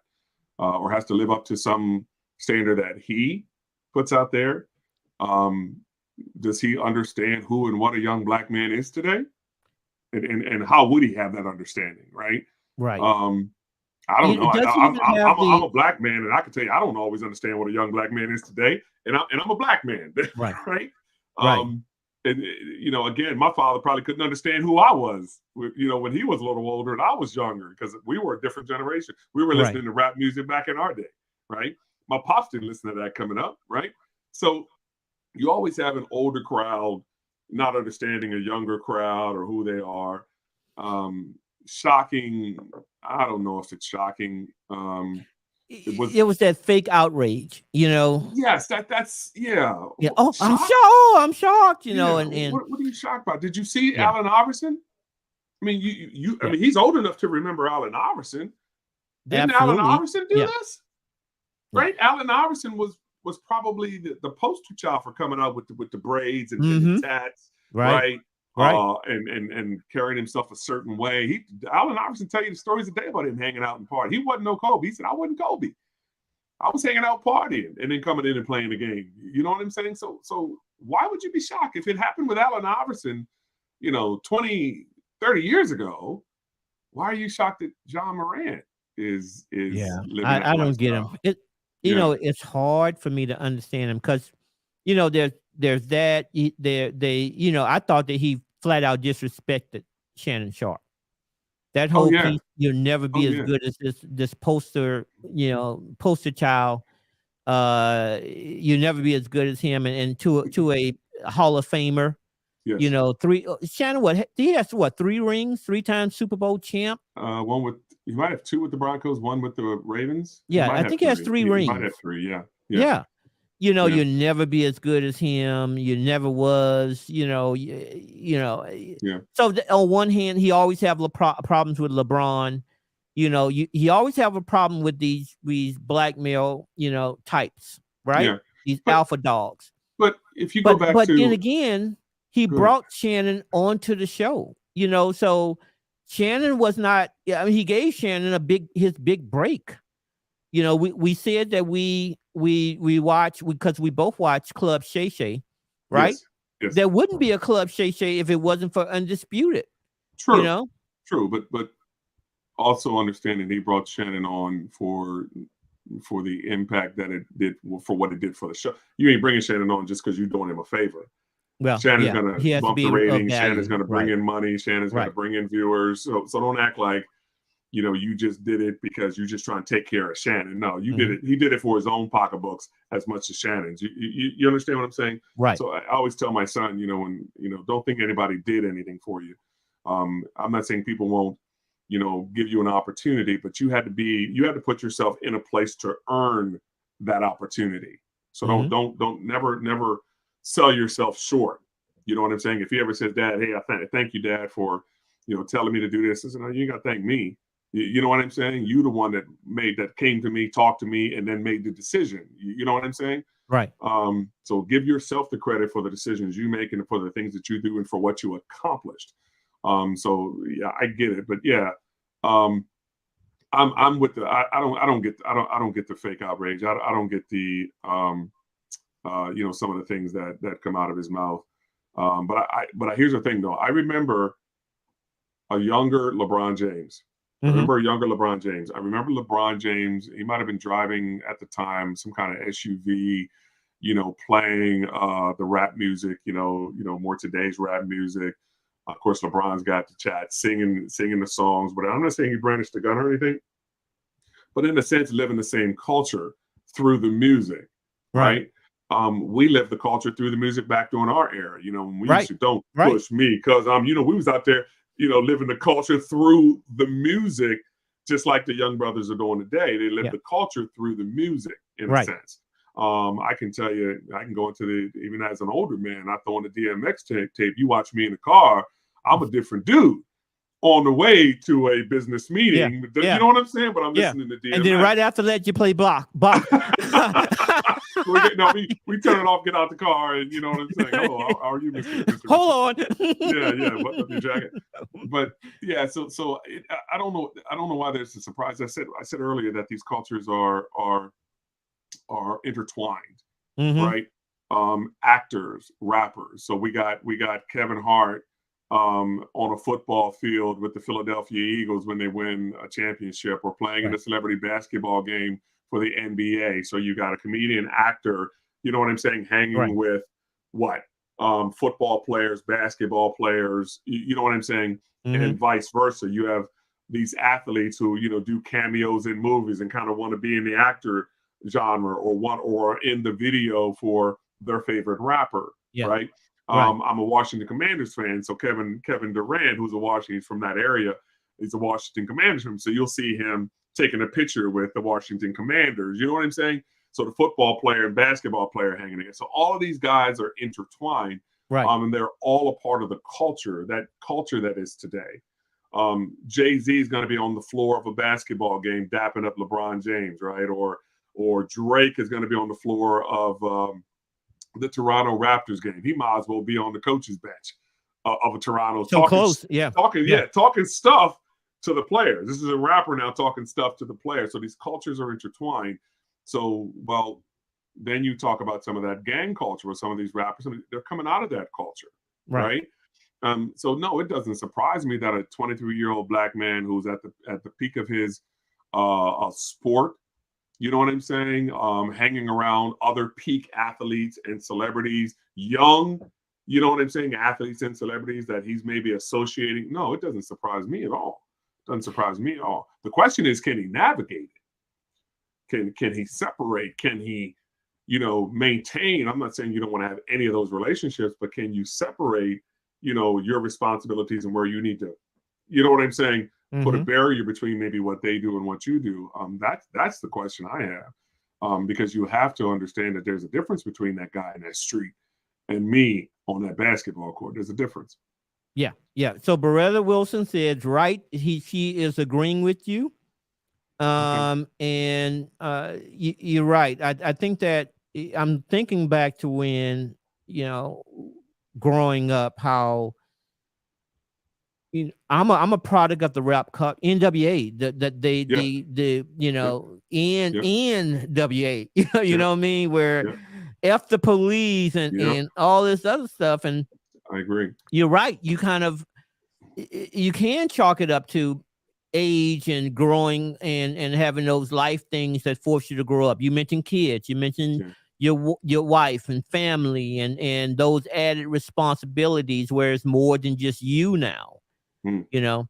And as you go through these life phases, you have more pressure or different types of pressure at a minimum. So I get that. I get that. Yeah, you have a son. You want your son hanging. You might want to hang around some gangsters or be kind of gangster, but now you have a little boy coming up. You want him around gangsters? You want him coming up in a gangster life? You want him coming up with guns in his hand? Most of us don't, right?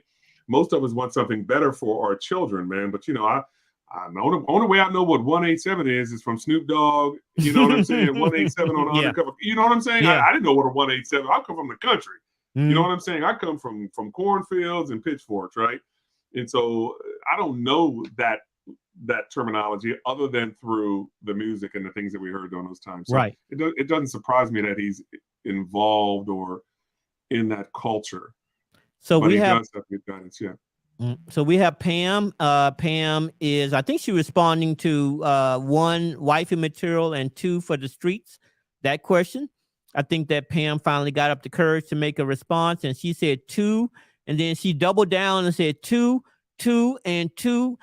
That part, you know, like, yeah, she's for the streets. So Pam, I appreciate you at least finding the courage to comment on a fellow sister, saying that she is for the streets. All right, let's see. Pam also said that we used to fight and move on. It wasn't no gunplay. It wasn't no, you know, you and you mentioned that Preston, where you meet me behind school or meet me at this one place, and we're going to do what we need to do and move on. And I think Preston, I think that you locked up. I think we lost Preston. Hopefully he will come back and join us. He probably a lot of times when you are on air for so long, you may not have his phone or his device plugged in.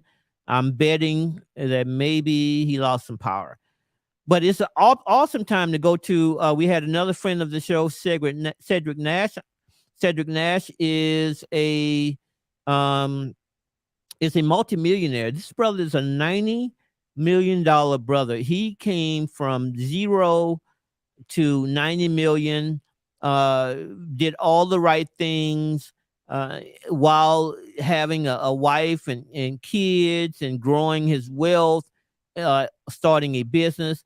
And now he's doing mentoring. So let's go. I recorded this a little earlier when he came by the show.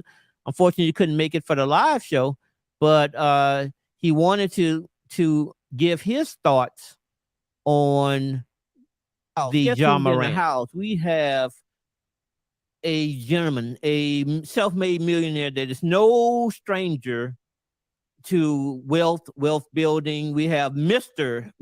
Cedric Nash. He's in the house. Cedric, welcome, man. Welcome back, brother. I love those cheers. I wish every time I was announced, I could hear that all the time. Yeah. I would. You and me both. What do you think about this Ja Morant stuff? I think it's really sad, man. It's really sad, and he's not the only one that has kind of gotten himself, or that gets himself wrapped up in some things that he probably shouldn't get himself wrapped into, and a lot of it has to do with the people that he hangs out with. I must say, and you got to find a new circle. And the good part is that there's other NBA athletes that are wrapping their arms around him and trying to mentor him and coach him and try to put him on the straight and narrow. But he's got to find a way to kind of stay away from some of those old people that are kind of dragging him down. It's like, he's been elevated to an incredible level. He's an incredible ball player, has an incredible future ahead of him if he can make great choices. And some of the stuff he's getting himself involved in that's pulling him down around the weapons charges and stuff like that. It's just crazy. David, I just hate that as a community, some of our young brothers are just immersed in this violence. It's crazy. It's almost like as if they don't want to live. It's like they glorify being a gangster. Life is beautiful. They've got plenty of money. They've got an incredible life, and they want to bring themselves down into this craziness and want to either harm somebody or harm themselves. It just doesn't make any sense. And it's just all wrapped up in their head because it's not real, right? These little beefs they have with them are not real. And every time I see two black men fighting, every once in a while I may be out somewhere and you run into them in a lounge or a club. Mm-hmm. Last time I was at a place in Tampa, a fight just broke out right next to him. I'm like, man, we aren't the enemy. Why are we so mad at each other? We aren't the enemy. We're not the one that's holding us back, right? So it's just sad. Right, and I read somewhere that there are no adults in the locker room. There's no one in the locker room that's over 30. So the need of having a mentor, an adult in the room is so important. Well, that's what the black coaches are for, right? Because the black coaches, are old enough to be big brothers, mentors, in some cases, fathers to these young men. But, some of these young men, they have a head of their own, and they've got to unfortunately learn the hard way. And it's just really sad to see. It is. That's one thing that is so impressed me that we talked about last time when you were on the show is that you are a mentor to these young guys, right? Yes. Yeah. I have a couple of athletes that look up to me as a mentor, and I'm always available to talk with them and help them see things straight. The challenge is, though, their homies got more influence on them than anyone, than their parents, than their mentors. Yeah. And you just hate for it to get to a point where it's too late for them to turn things around, right? Where somebody ends up losing a life or ends up having to go to jail over stupidity. Hopefully this is a wake-up call for him, and hopefully we'll see some different behaviors out of him in the future. Now, one of those athletes that you are famously mentoring, he just won the Super Bowl, Mr. Marquez Exactly. Marquez Valdes Scantlin. Scantlin. Yeah. Yeah, that is super impressive. What? Let's give him his Yeah, right. flowers now. Yeah, right here from St. Petersburg, Florida. Yeah, and I think he's going to be coming on to the show. He's going to give me a little bit of his time, but we talked about last time the need for mentoring, and then your wealth building strategy that is outlined in your book. Yes. And Friday at the Raymond James, we're going to have an event there on Friday the 10th, right? From 5:30 to 8:30 at Raymond James. Yep. 5:30, 8:30. And you know what? Sad to say, happy to say that it's sold out. So there's no more space. Yeah. No. We only have space for like 200 people. And I think we're booked at about 250, 245. So wow. We're oversold. Yeah. Wow. Well, I know, those tickets was going fast. And they were free. You know what I'm saying? They were free. They wasn't free. You paid for them. You pay out of your pocket. Come on now. Come on now. Opportunity. Well, yeah, I paid for it, but Marquez is volunteering his time. Raymond James is providing the facilities.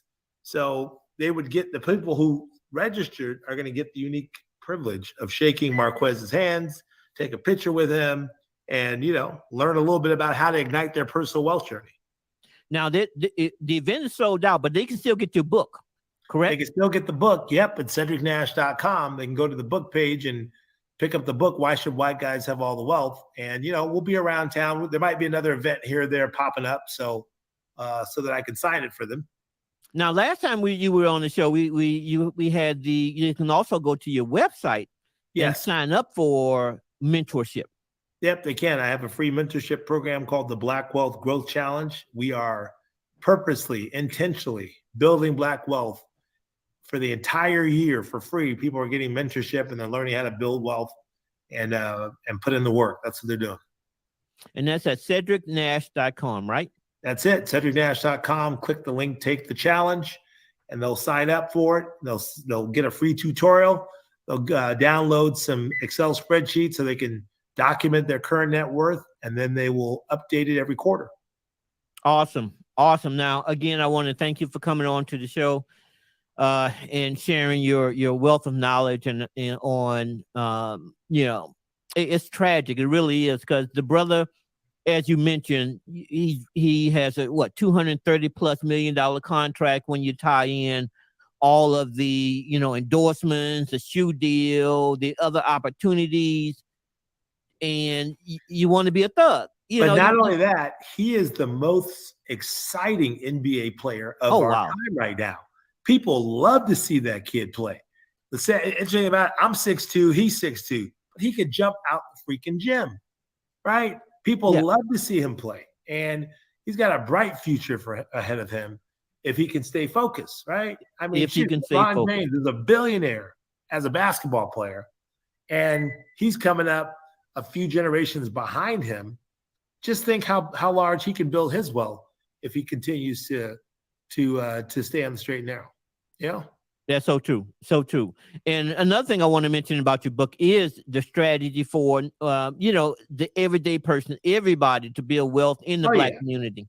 My book is not for the celebrities. It's not for the people that are highly compensated that everybody want to listen to.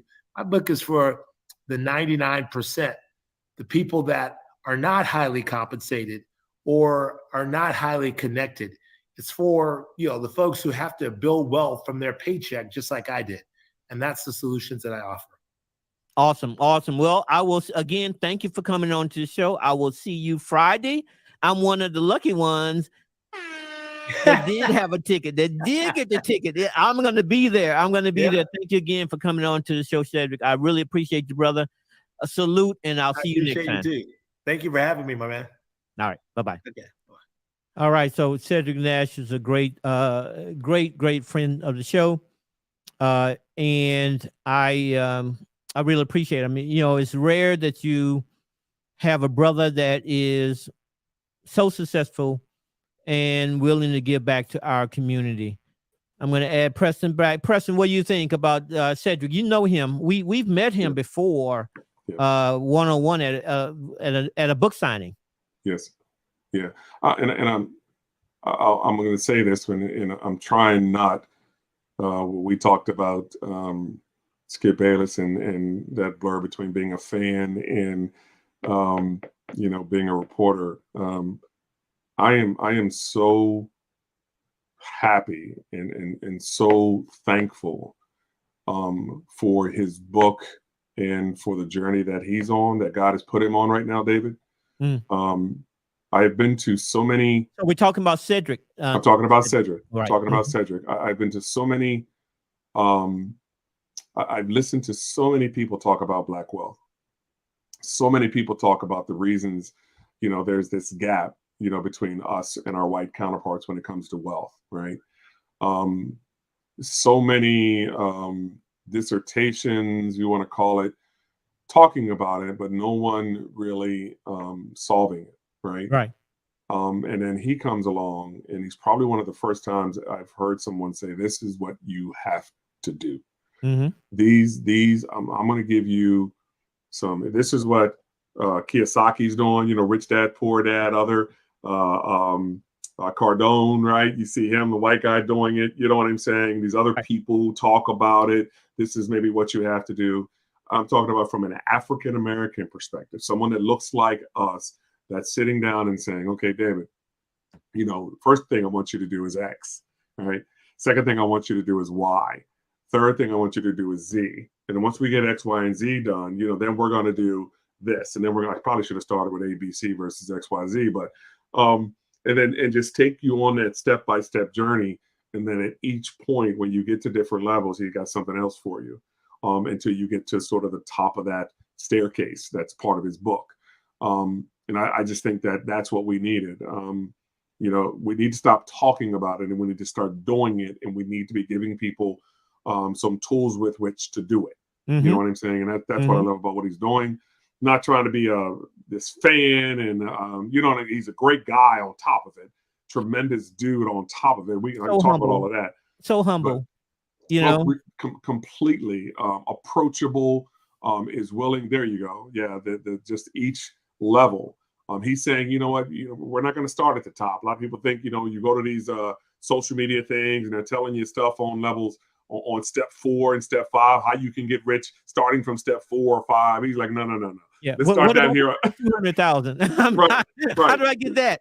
Right. Let's go all the way down to step 1. Mm-hmm. And let's talk about some things you need to be doing at step 1. And then once you get that mastered, let's go to step 2. Let's go to step 3, and so forth and so on.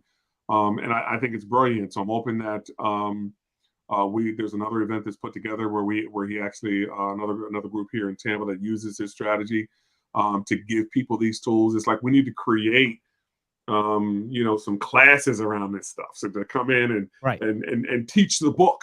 You know what I'm saying? And make sure that we continually reach people with these ideas and these concepts that he's putting out there. So nothing but admiration for him, for the book that he's putting out. And for what he's doing. And I just think it's we're not going to get there by asking one political party to give us more of anything. No. We're not going to get there from Ron DeSantis hoping he's going to give us some reparations. It's not going to happen, David. The only way we're going to get there. He talked about decisions. He was talking about Ja Morant and decisions. It's the same thing when it comes to financial matters, right? The little decisions that you make on a daily basis. Decide to live within a budget. That's a decision. Create a budget, know how much you got coming in, how much you got going out, and live within that budget. That's a simple decision. That's where you start. Just a simple budget.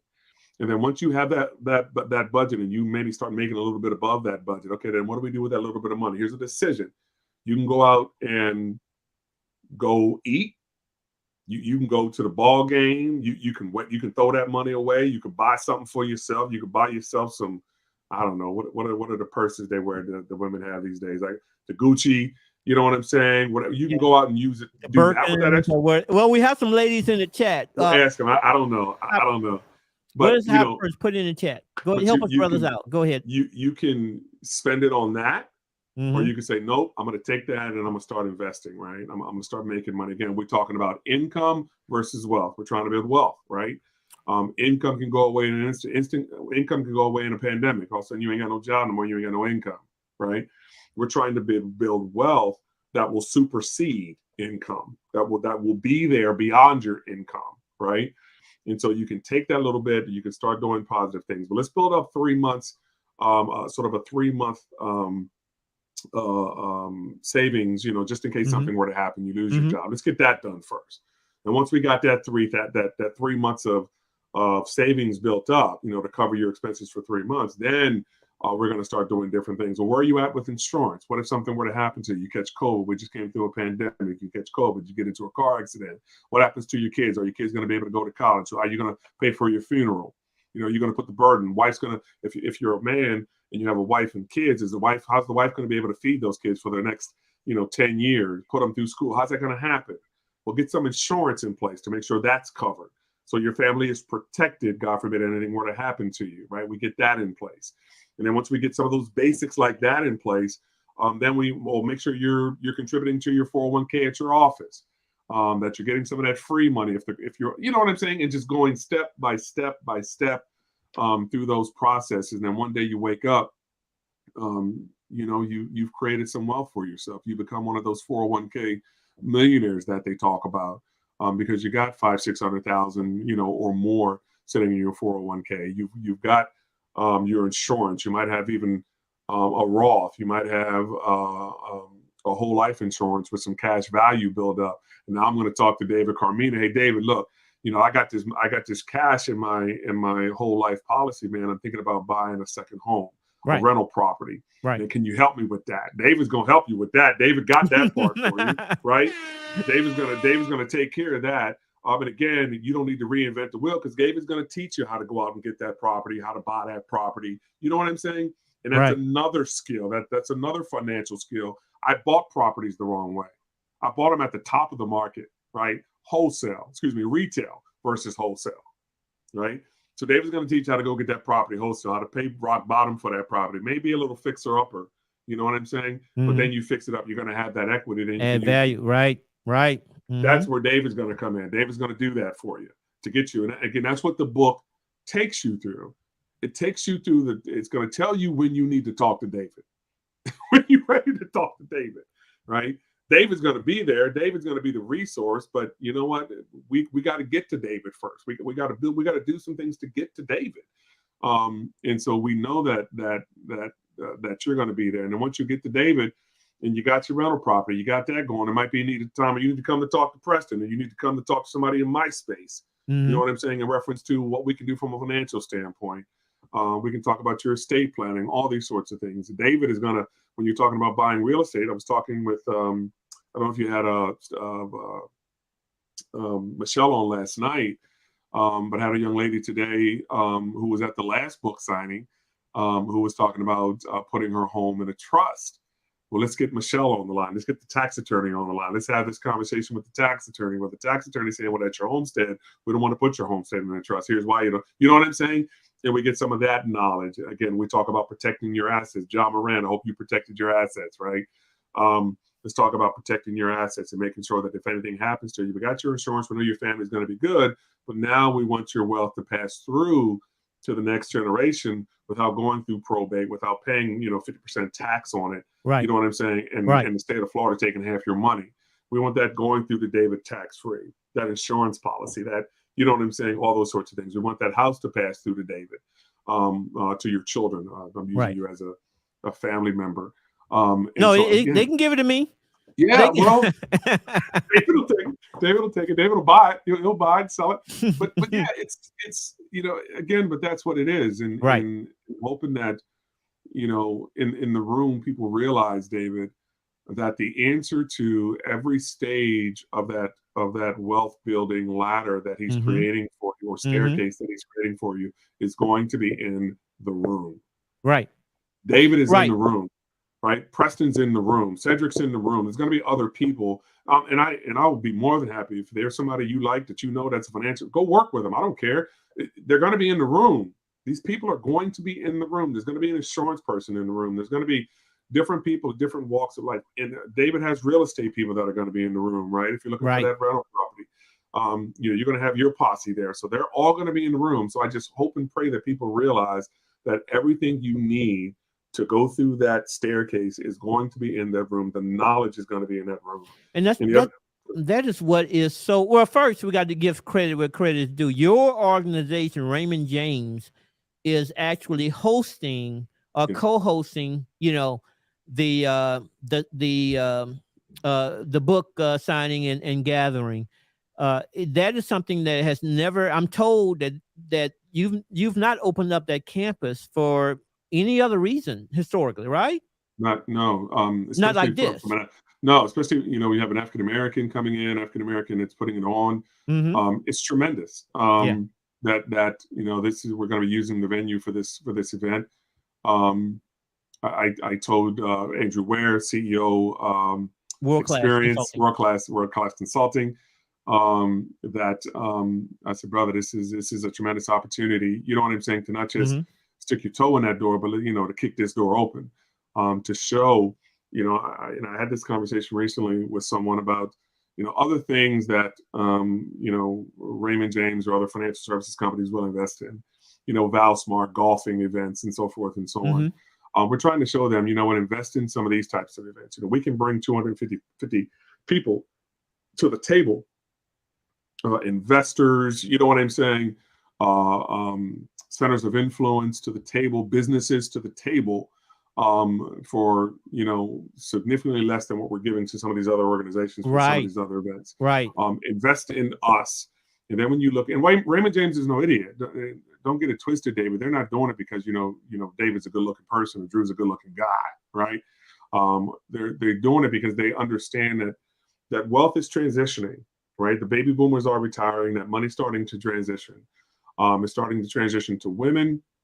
It's starting to transition to minorities. We know that most small businesses, business creation is being done by minorities these days. There's more minority businesses being created out there than any other sector, women being the leading group in that. So we know that wealth is going to be transferring from quote unquote traditionally white families to maybe more diverse families to more minorities as our country becomes more diverse, right? A larger percentage of Latin people, African-American people, if you will, and the Caucasian population diminishes. So they understand what the future looks like of wealth. So if you're again, they're not living for today, they're living for tomorrow, making sure that company is positioned 10, 15, 20 years from now. And so if you want to, have that wealth come into the organization or stay with the organization, then you need to go out and work with people that look like us. You need to partner with people that look like us. You need to be putting money, our bank, as you know, from some of the CEO experience, putting money into our communities, into some of these small businesses, funding some of these small businesses who are simply undercapitalized. So Raymond James is doing, I give him credit for doing it and for saying it. There's still a long way to go. Still got a lot to do. We need to be having, this type of events, more consistently, more frequently. But it's a start. Raymond James is at the table, and it's going to be a big night. It's going to be a great night, man. Well, everything starts with a start, and once you have a successful event, like I'm sure it's going to have, the book signing at the book signing in Tampa at the one place that we had was packed. You were there. You got some business from that. Oh yeah. The books and I'm sure the event, is sold out.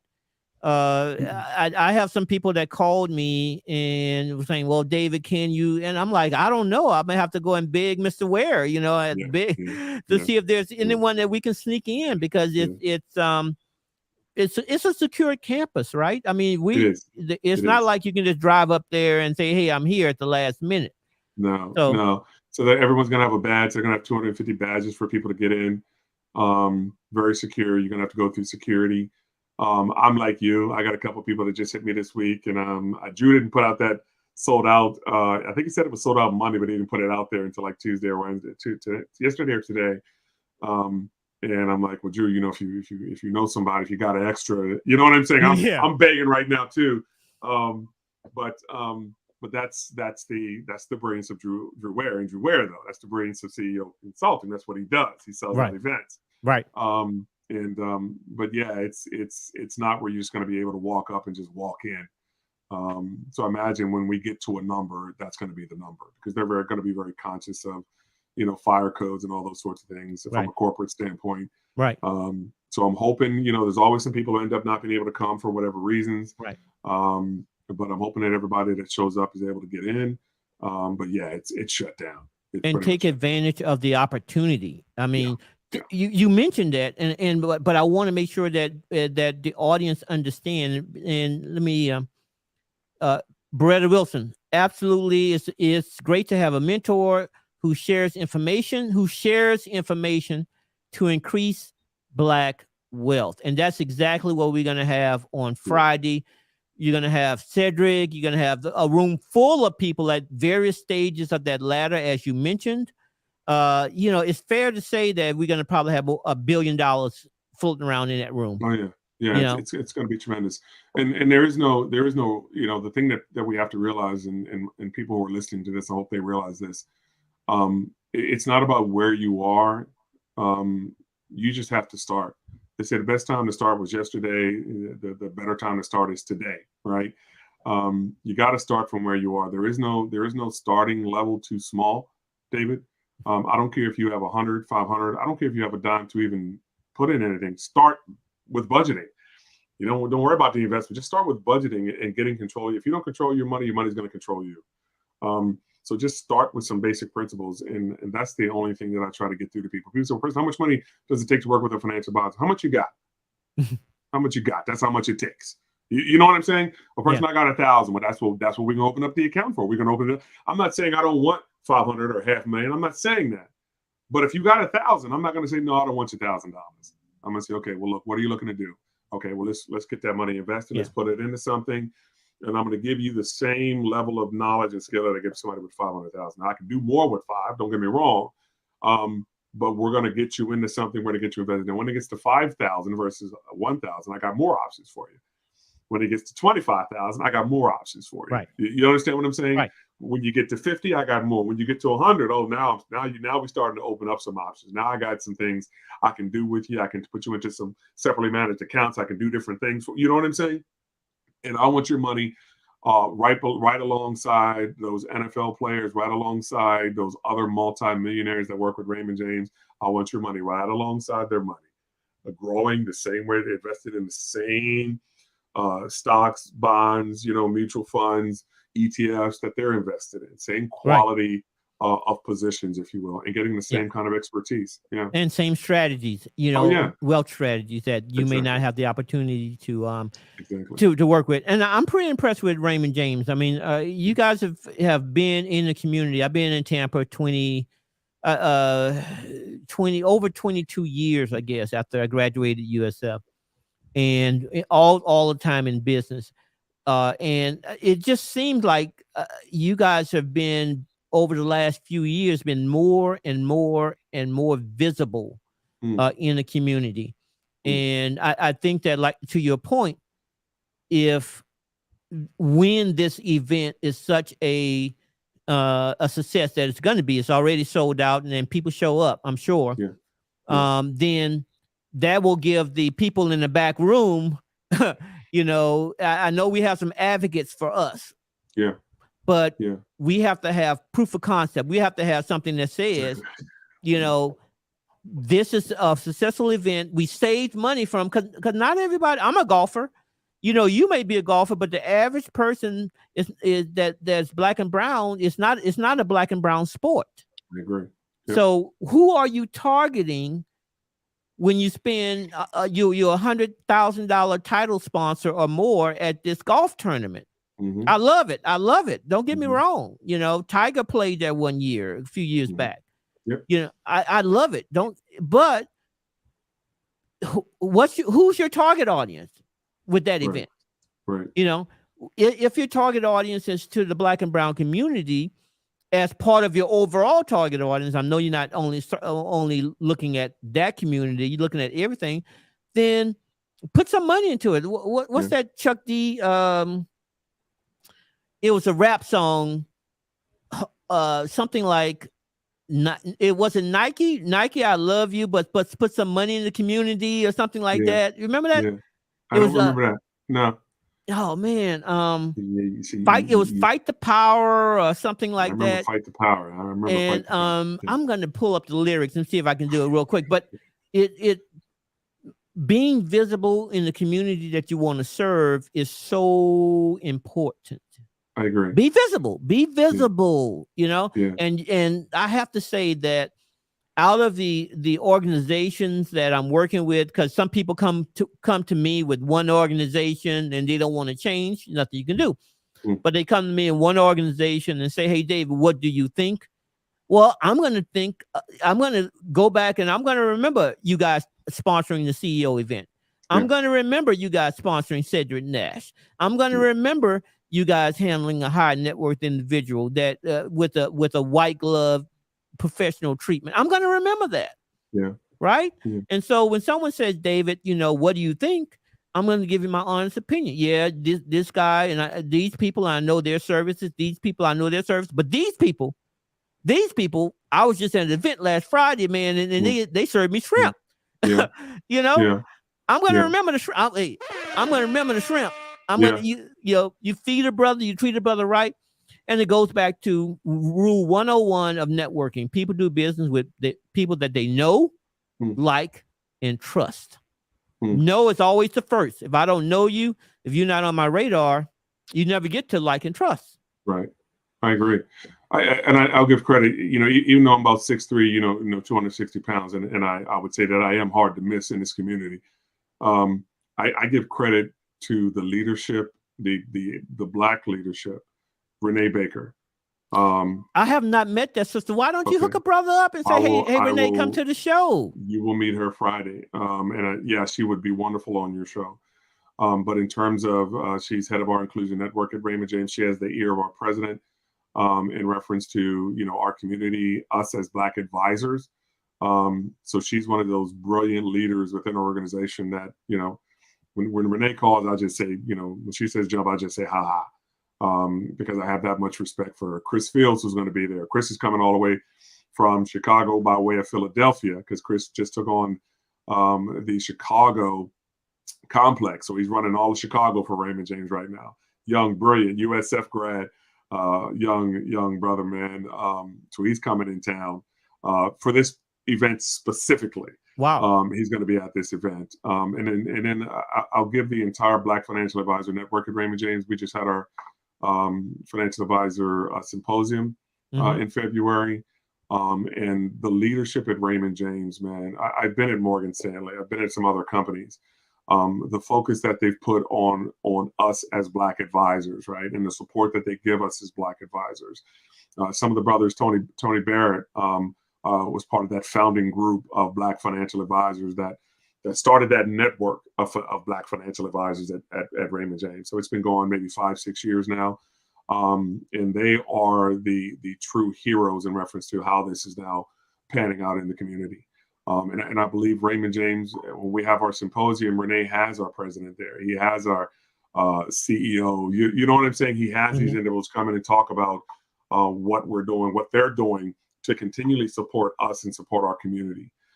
So I got to give those individuals props because they are the founders of the Black Financial Advisor Networks. And I believe that it's their work that has sort of given you that visibility, community visibility into Raymond James. Because there ain't many Black advisors. I'll tell you that right now. Like I'm one of probably a handful of Black financial advisors for Raymond James in this area, right? Chris was down in Sarasota, but he was a complex manager. But it's people like Renee who are supporting nonprofit organizations in the community, pressing palms, kissing babies. And I told Drew, look, Drew, my dollar's only so long. You want long money? You got to talk to Renee, right? She got the long, that's long money, huh? She got long money. I said, my money ain't that long. You want Raymond James long money? You got to talk to Renee. She got the long money. I hear you. And so to put a cherry on top of it, the Super Bowl champ is going to be there. Marquez Valdes Scantlin. And I gotta, so as outstanding as he is as a young man, and this goes back to what we were talking about with Ja Morant. This is a young man who makes good decisions. though he dresses to the T. If you ever follow him on social media, you'll see he's clean all the time, right, for the games and all that kind of stuff. But he, very spiritual. You know what I'm saying, in his faith and that sort of thing. But I go to mom and dad, to Heisha Scantling, Marcellus Scantling. Those two individuals as parents, man, take nothing away for the work that he put in on the field and for what he did. But for the young man that they raise, I mean, I give them all the credit in the world, man. And they stick close by him, right? Again, we're talking about Ja, right? Mm-hmm. Dad is still there, dad's still going to give you, dad's a humble dude. Dad doesn't want spotlight. You know what I'm saying? He's just going to be there, and he's going to continually give his son guidance, advice. Mom will fight you over son's money. She's not physically going to fight you, but she's going to be an advocate. I don't know. I ain't gonna test her. I ain't testing her either. She's going to be an advocate for him. You know what I'm saying? And making sure that he's going to. She's going to advocate the right and the left. You're right. Oh yeah. She's about making sure that he's getting the best, that he's getting the service, that he's getting what he deserves. Right. That every dollar is working for him. That sort of thing. Right. I mean, that's who she is. So both of those individuals, and that's what's produced that brilliant young man that if you saw in that AFC championship game, they would not be in the Super Bowl were it not for Marquez Valdes Scantlin. Yeah. Because receivers were going down right and left. You know what I'm saying? And that brother balled out that game. And so, like I said, the whole family, man, just tremendous example of what Ja Morant needs in his life. He needs a Marcellus and a Taisha Scantling in his life right now. He needs that kind of mom and dad, to step up and the whole support system. Exactly. Yeah, you're so right, and I think that that's a good place to stop. There is that we kind of reached full circle. We kind of looked at the 27 points, 6 rebounds, and 8 assists a game. That's his stats. 27 points a game. Jordan averaged 30 for a career, 31 for a career. He's 27 right now. The brothers, anyway. Ja Morant. Yeah. And jumping out of the gym. I mean, he did this one move where it was a spin in the air, different hand, 2 or 3 guys on him. I mean, I've seen it's like he took Kobe's and Michael's and Dr. J's moves and raised it to level 10. But he's only 6'2". They're like 6'6". That's right. That's right. Bron's 6'8". He's 6'2" doing 6'2" doing all that. And he's dunking on. He's not a big guy. I mean, frail. He's a frail. He seemed to be a frail built guy. Yeah, 6'6". What they say, 6'3", about 175 is what they say, give or take. Yeah. I've been dunked on before. I wouldn't want no part of that. I wouldn't want no part. I ain't going up. I ain't trying to block that. I'm gonna go ahead and run the other way as soon as he takes off. Be out of the camera shot. Yeah, we ain't mess with that. Hey, take me out, coach, but I ain't doing that. You know what I'm saying? I'm not being on the poster for the rest of my life. Well, I look forward to seeing you guys on Friday. I look forward to meeting Renee Baker. Her name has been floating around a lot, and I just haven't had the opportunity to meet her. I have to talk to Drew. I'm not sure if we're going to have the opportunity to do a live show there, but if we have the opportunity there, we'll probably set up and do a live show. So I've already told people that that's what you do with these shows, that you're doing your podcasts. Actually, I was telling my business partner, Josh Filardi, I said, hey, well, David does podcasts, and actually maybe we can go, because the last time I missed you, I got there early, then I got there late. But I was telling people that you're probably going to be set up doing your podcast. So I'm hoping that you can do it. Because you're out there promoting, and I got to give you, if I didn't give you props at the beginning, I got to give you continued props, man, for your support of me, for your support of everything that's going on in this genre when we're talking about wealth building, for the show, for the work that you're doing, in your genre, the real estate market, the investment side. I'm hoping that Drew is able to help my son get a home one day soon, because he's looking now. But I just appreciate, man, the work that you're doing, and thank you, David, for your continued support, brother. Well, thank you. And I really appreciate that, because sometimes it's just like we said with Cedric and Raymond James. You got to kind of be out there in the community and people like yourself, where you're selfishly trying to help.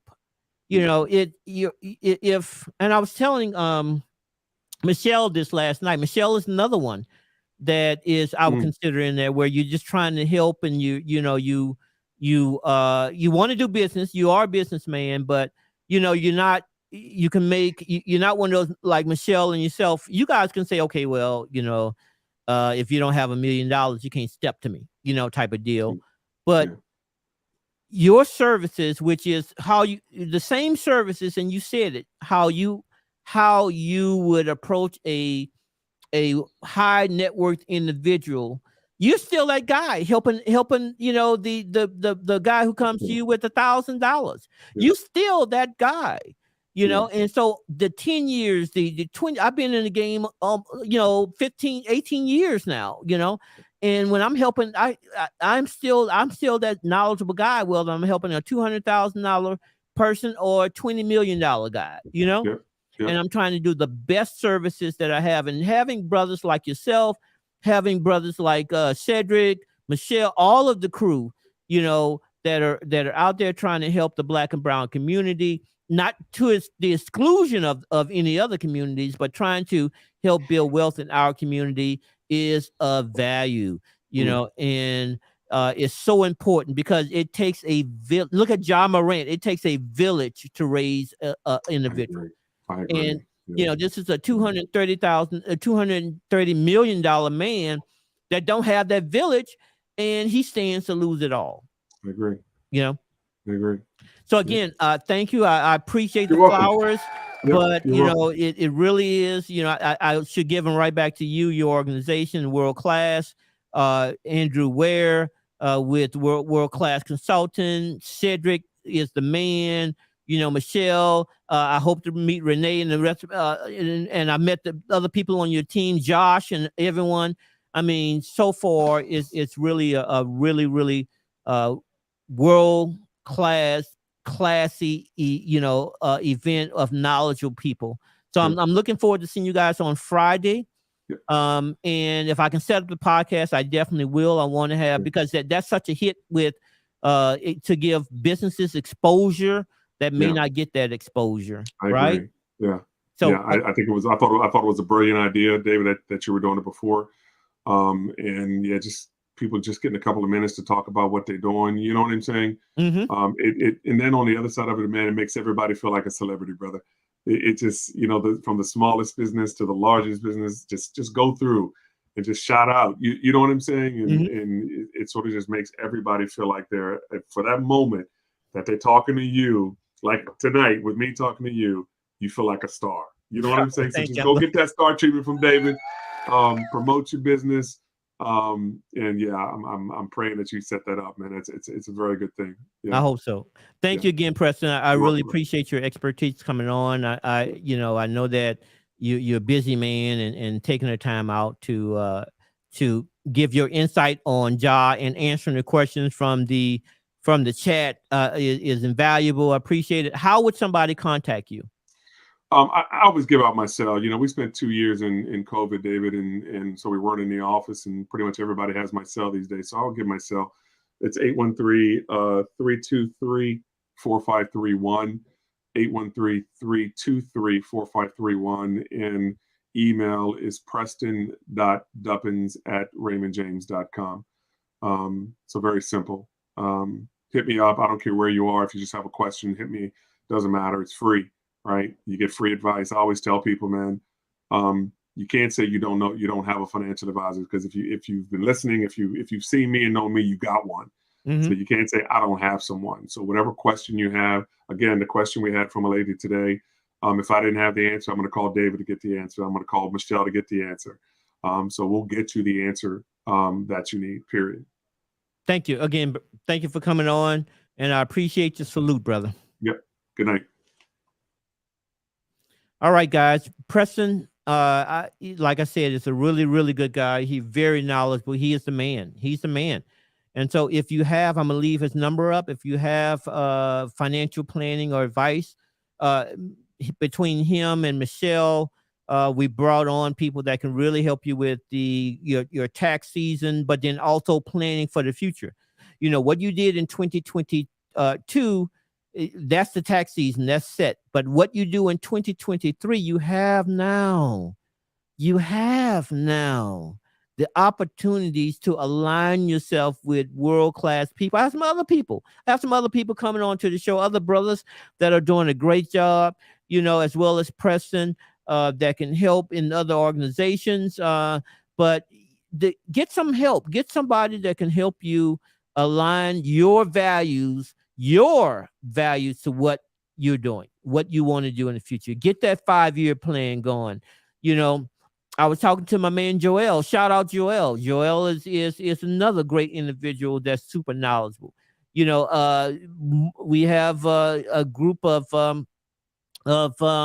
other financial advisors that are valued. But if you're looking for a relationship with Raymond James, because a lot of times there might be a product at Raymond James that's unique to them that you mentioned, as Preston said, they have a bank. And so if you want to be part of that and want to be part of the offerings that they can provide you, Preston is the man. Preston is the man. And there's his number. Again, I thank you for coming on, Cedric. Thank you, brother, for coming on, Cedric Nash. Thank you for your book. Look, let me show you guys something.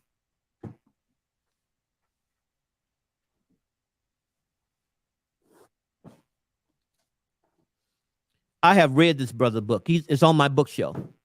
And I can tell you that it is one of the few books that I've read, actually kind of the only one, for sure the only one that from someone who looks like me, that tells you step by step, not just the theory, but the what you need to do step by step and how to do it. This going from zero money, you know, your regular, 9-to-5 worker, all the way up to you can be a multimillionaire and have financial freedom. That's right, financial freedom, because that's the goal, guys. You do not want to be in a position where you have to work the rest of your life or live at a level that is under what you want to live in. You know, if you used to going on trips, or if you're used to traveling, going nice restaurants, that has become your standard of living while you're working, during your working years. And then when you retire, you have to, now you're down to tuna and no traveling at all. You don't want to live that lifestyle. You want to still live the lifestyle that you become accustomed to. I want to go to Puerto Rico. I want to. I've been going to Puerto Rico twice a year pre-COVID, twice, 2-3 times a year. I want to still be able to do that within moderation. And the only way that you can do that is through having a plan that includes a tax strategy, financial plan. Maybe you got some real estate you got to work in, but you want to have a plan. Because guess what? When you hit 65, 70, whatever time you're going to stop, if you want to retire early, you got to live, and you got to live off of something. So you may as well have a plan so that that's something that you're going to live off of. Whether it's $5,000 a month, $10,000, $15,000, whatever it is a month that you need to live off of, you have to have income to do that. So you can maintain that quality of life that you become accustomed to. So, thank you guys for coming in.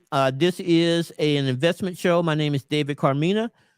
We talk about wealth building. We talk about real estate. We talk about politics. So politics is business. We talked about business because business can lead into politics. And I want to thank you guys for coming in. And as always, salute and stay grinding. I'll see you on the next one.